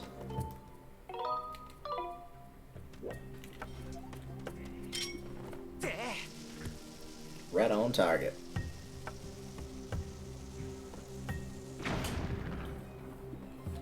And while we don't need this for anything, I'm gonna see if I can get lucky, and there might be another flower. Yeah, looks like it is. You only need this for the vines to climb up here. If you go farther down that way, the party wheel for Dodo is down there, but it's not going to let you do that side quest right now. You can't interact with it, but I only wanted the flower, so...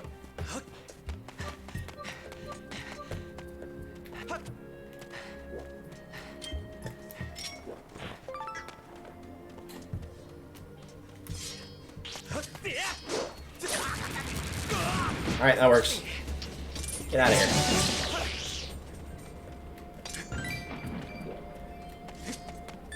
This is a good place to grind for tumbleweeds. It's just right at the entrance here, so I like getting rid of these dudes.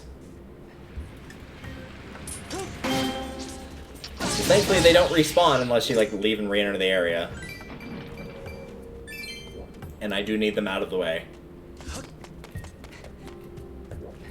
Because it will make it much harder to grind for those tumbleweeds while I'm having to constantly chase things. Or get chased by them, more likely.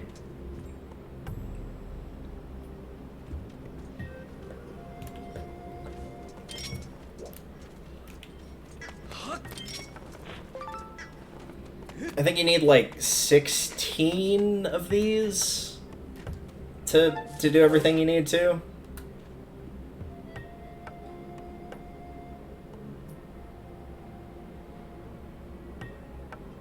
I think it's somewhere in that vein.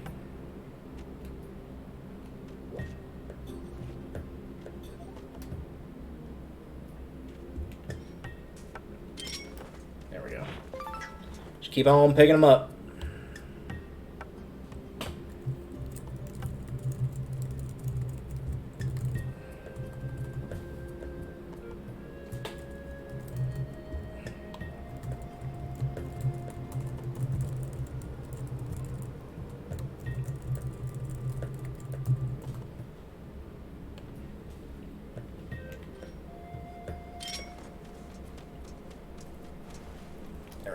Also, it seems like it's way harder to actually crush the tumbleweeds by stepping on them, which is nice. if not completely impossible. Like, they'll still explode if they hit a wall or an object, but it doesn't seem like you can crush them anymore. And for that, I'll be forever thankful.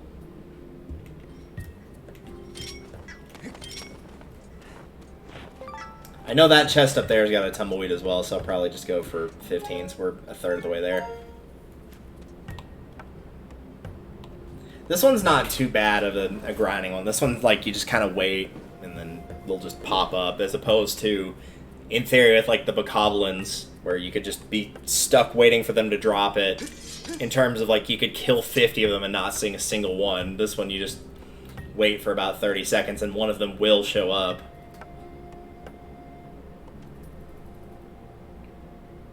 There's certain spots that it really likes in particular.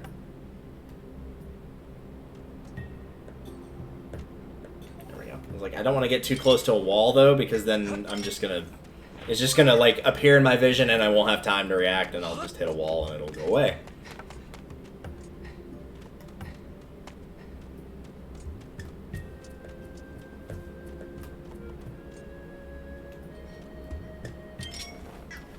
It's funny that the tumbleweed is like one of your treasures slash collectible items, since like the place I live, these things are everywhere. Like, they're a menace. They get stuck under your car and can cause fires due to the friction.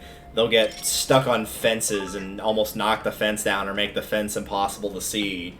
They're thorny and hard to pick up. Like, they're just a gigantic pain in the butt. And so, like, I didn't even think twice when I saw it of it being a treasure the first time. I was just like, yeah, just ignore that. And then I probably grabbed that chest up there and was like, oh, that's a treasure. Why? Why would you make that a treasure?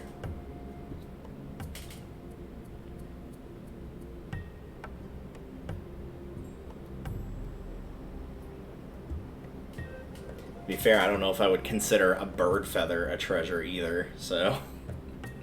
Most of these are probably not actual treasures.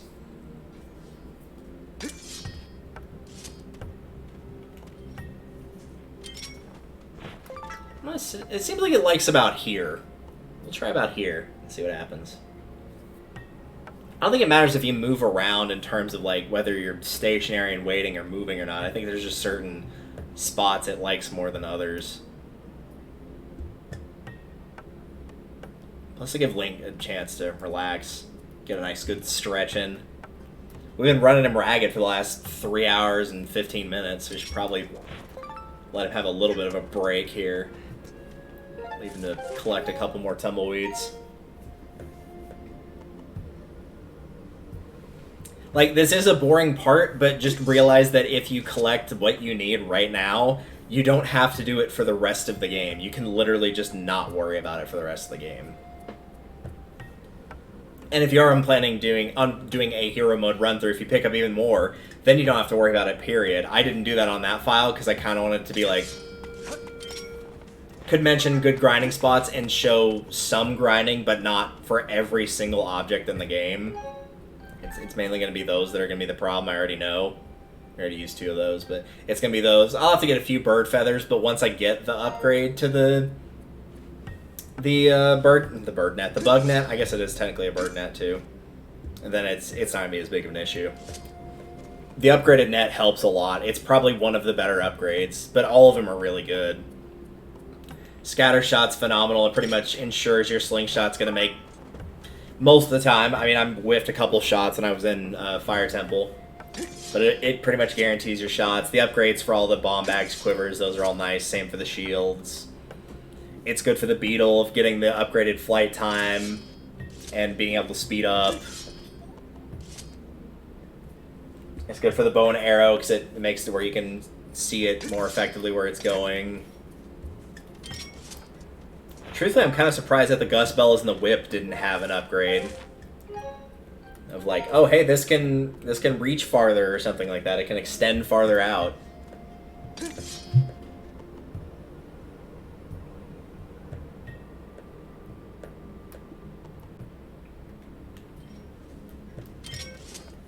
Or maybe initially force the gust spell as like it does have a limitation on it, then when you upgrade it, it doesn't have a limitation on it. It can go forever. Then again, for me, as much as I like the Gust Bells, it probably is my least favorite item in this game for your big items. Because like the bow's really good, the whip is awesome. I want more of the whip in all the Zelda games. Holy moly, that one like flew by. Come here, you. Okay, that ought to do. The whip's really good, and I absolutely adore it. The claw shot's always good. Slingshot, I feel like it doesn't get enough love, and it's pretty good. The bomb's always good, of course.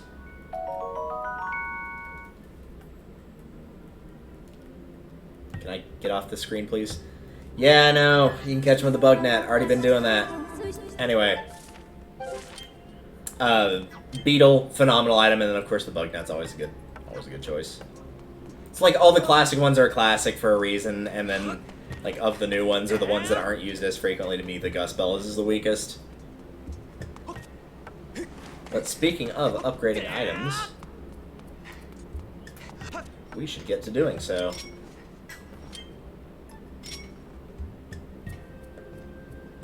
That ought to do. Right there. Beautiful.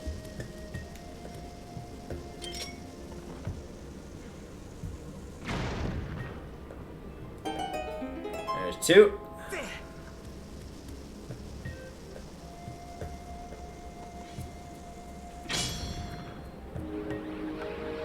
And so now we can kill the electric bokoblins. I don't remember what the specific names of these are. I just know they're jerks. Yeah, I'm trying to. Please let me do what I want. Thank you. Yeah, see, that was exactly why I didn't want a bunch of dialogue boxes, because now we're just stuck here, because I don't like fighting these guys. You have no one to blame but yourself for that one game. I was like, oh, I can sneak up on him, and then one person screams help, which of course alerts me, or alerts them to my presence. And then Fi makes it even worse. Thanks. You're not welcome. You made me lose hearts due to that, you jackass. I still upgrade the beetle, though. Now it's got a pincer! Use it to grab things, which is good, because we're gonna need that. And now I've gotten spoiled because I can't speed it up because I'm used to my other file where I can speed it up. Luckily, I might have the stuff to just upgrade that whenever we get back, so I might be able to do it pretty dang quickly here. We'll see how we're doing on just general inventory and what have you whenever we get to having the linear mining facility ready to be gone into.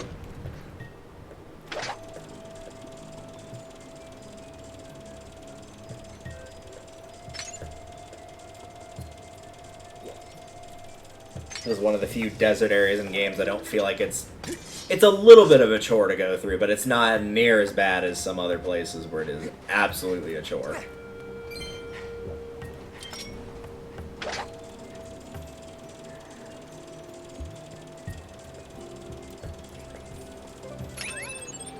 I'm not going over there to pick that up. It's not going to happen.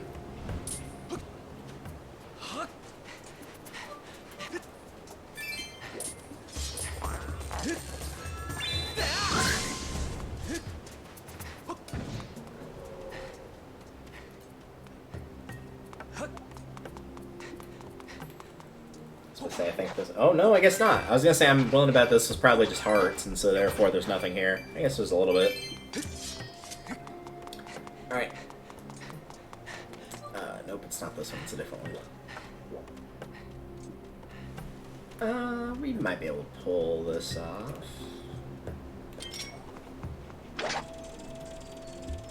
Pretty sure we can. We'll see if the beetle will enable us to last long enough to get one of these guys out, because these guys will drop rocks and they're annoying, but most of the time you're not usually in their line of sight, but they almost always drop red rupees. We'll just kamikaze this guy. Yeah.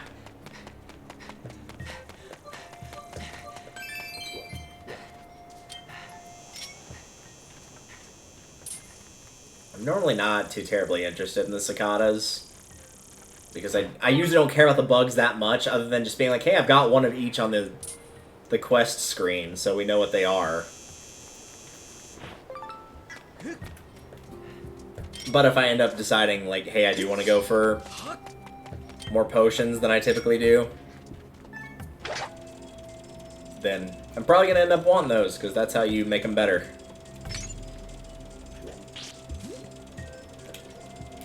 Enjoy.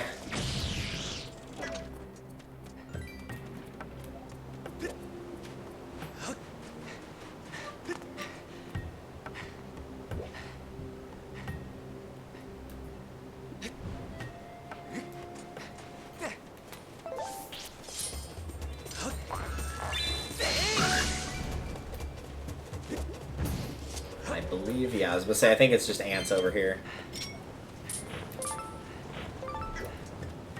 I guess we'll take them. Nope. No thanks. Get back over to your lane.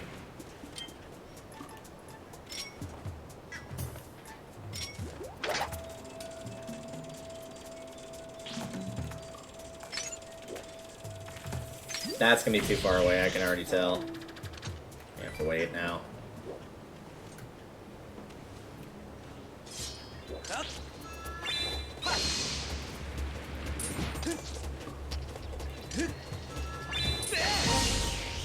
That was more just because I felt like not having him around.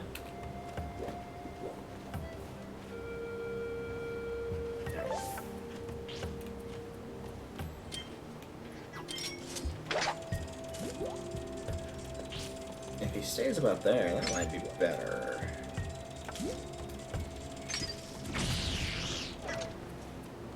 I was hoping it was going to fall the other way, because I'm not 100% sure we can make that. Nope, barely, but that did work. I think without that jumping trick, it probably wouldn't have, though.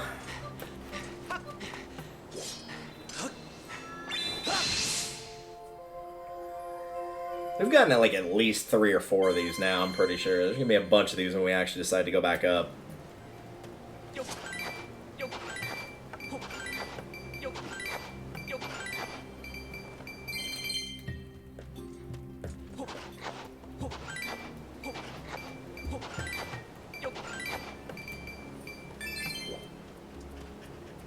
Nope, I don't want you coming over here.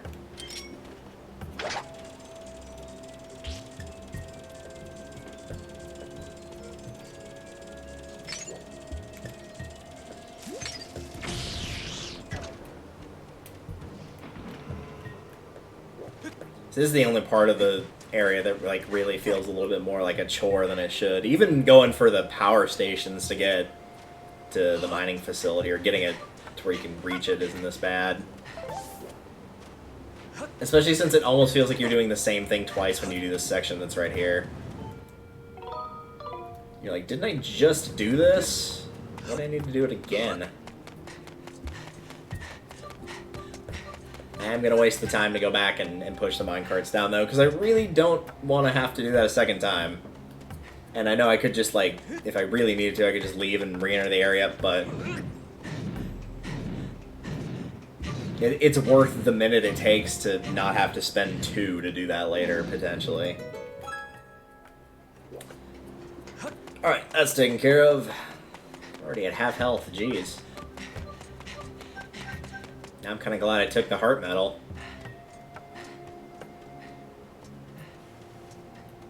Alright.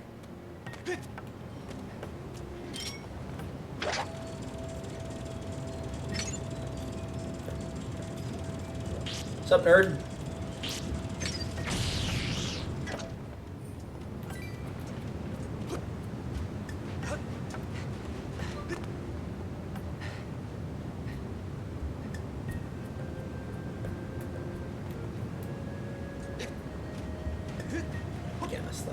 I was like trying to figure out, I'm like, where do I want to, because that shell, yeah, wasn't going to last.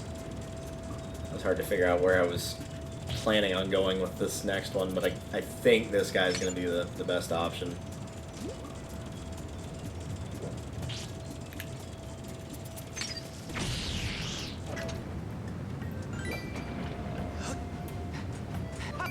Yeah, that should be fine. As long as that guy doesn't try to knock me off the platform, I should be okay.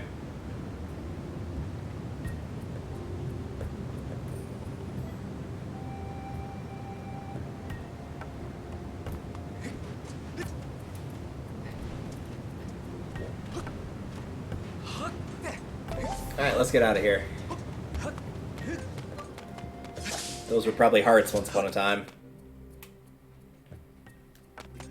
Speaking of time, here's the Temple of Time.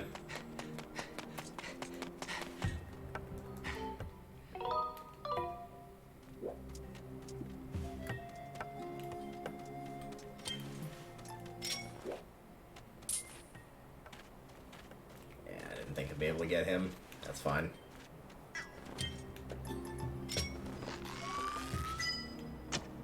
Could have used the beetle. Was lazy. Yay, a flower. Also, you can do this. That also is an effective way to get him. Bye.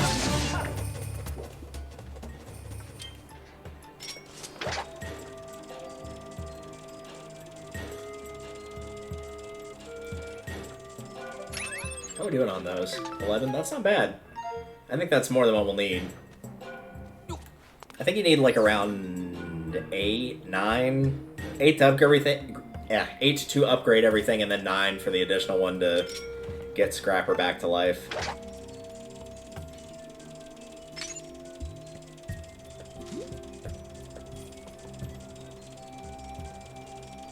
Nice iconic shot right there. Oh, beautiful. Yeah, good job blowing up that rupee. That's exactly what I wanted you to do.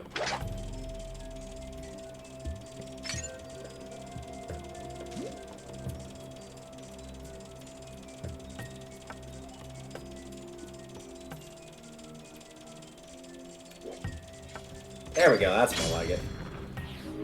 I think this is another one of the first images I ever saw this game, was this being restored.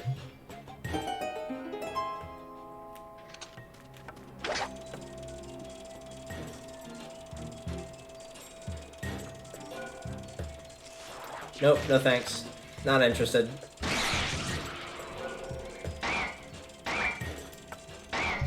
Thanks for being durable enough to take that, Mr. Beetle.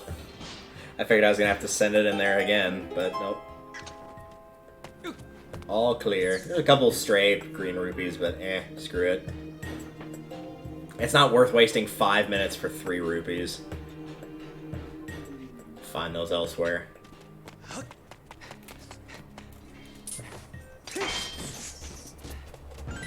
Yeah, see? Just go there. Just kill these enemies. They usually drop 5ers anyway. How about this one? Nope, no dice. Nothing at all. You? And maybe? Nope, just a single. Alright. Well, do we need any bombs? We're good. Note that I'm having to talk a lot to stop people from just screaming in front of my door. Yeah, we'll talk to him real quick. Hey, what's up? He didn't have anything important to say to you this time. I kind of like him, though. Like, he's just a really good, like, little small side character. Most of the time, to me, the, like, character that's just there to explore an adventure is, like, just not interesting. But for some reason, he's not that way to me. I don't know why him specifically. I think it's because he's more about, like, finding out the research part of it rather than just the treasure part of it. I think it also might be because, like, he might be, but he's not portrayed as, like, wicked old. Because it's usually, like, some older dude. I think that might be part of it. Seriously, dude?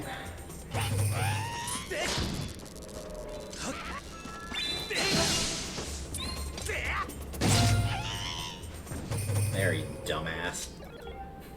It's in the middle of trying to stab someone in the chest, and you're like, hey, by the way, I want some help.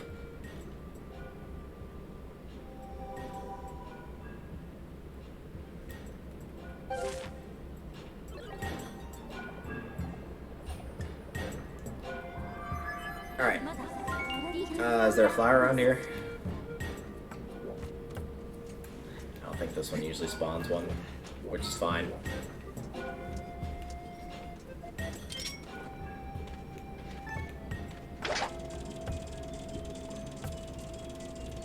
Get that little tap. There might be one on this corner, is the thing. Yeah, there we go.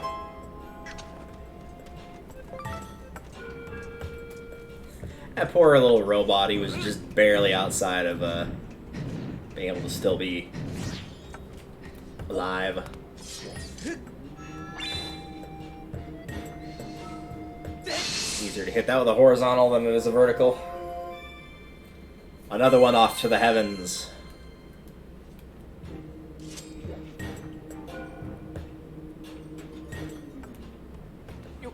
And a couple more of these dudes. Hi.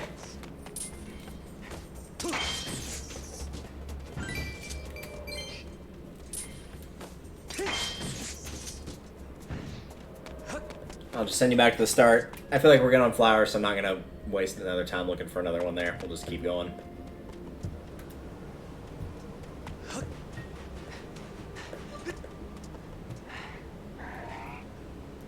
Oh, yeah. That's right. It does the scene of like, hey, by the way, the ground's still technically there. I don't want to plant a beacon. I can do without.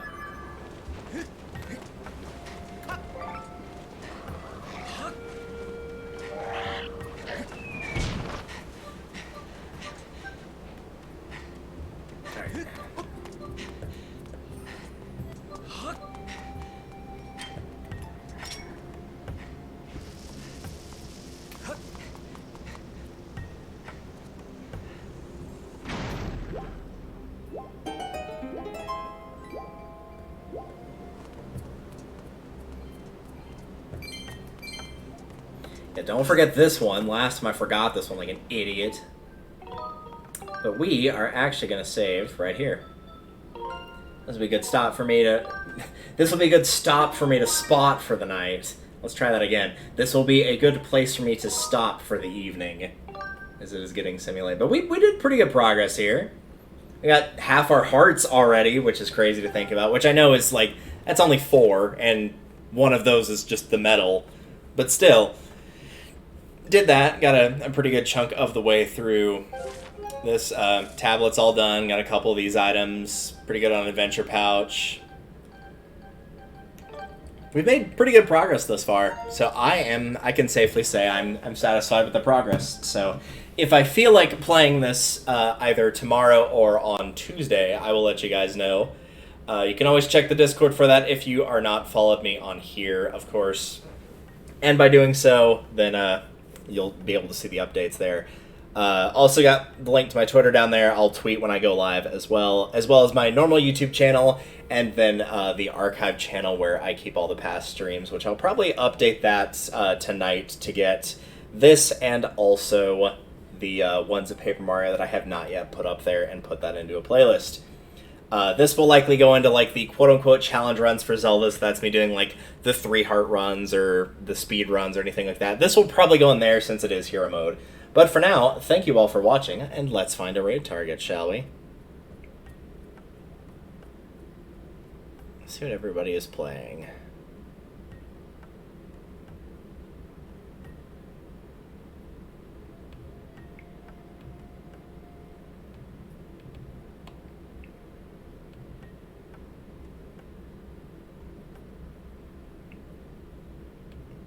Ooh. Since I mentioned Pokemon, I've been getting back into the Pokemon mood.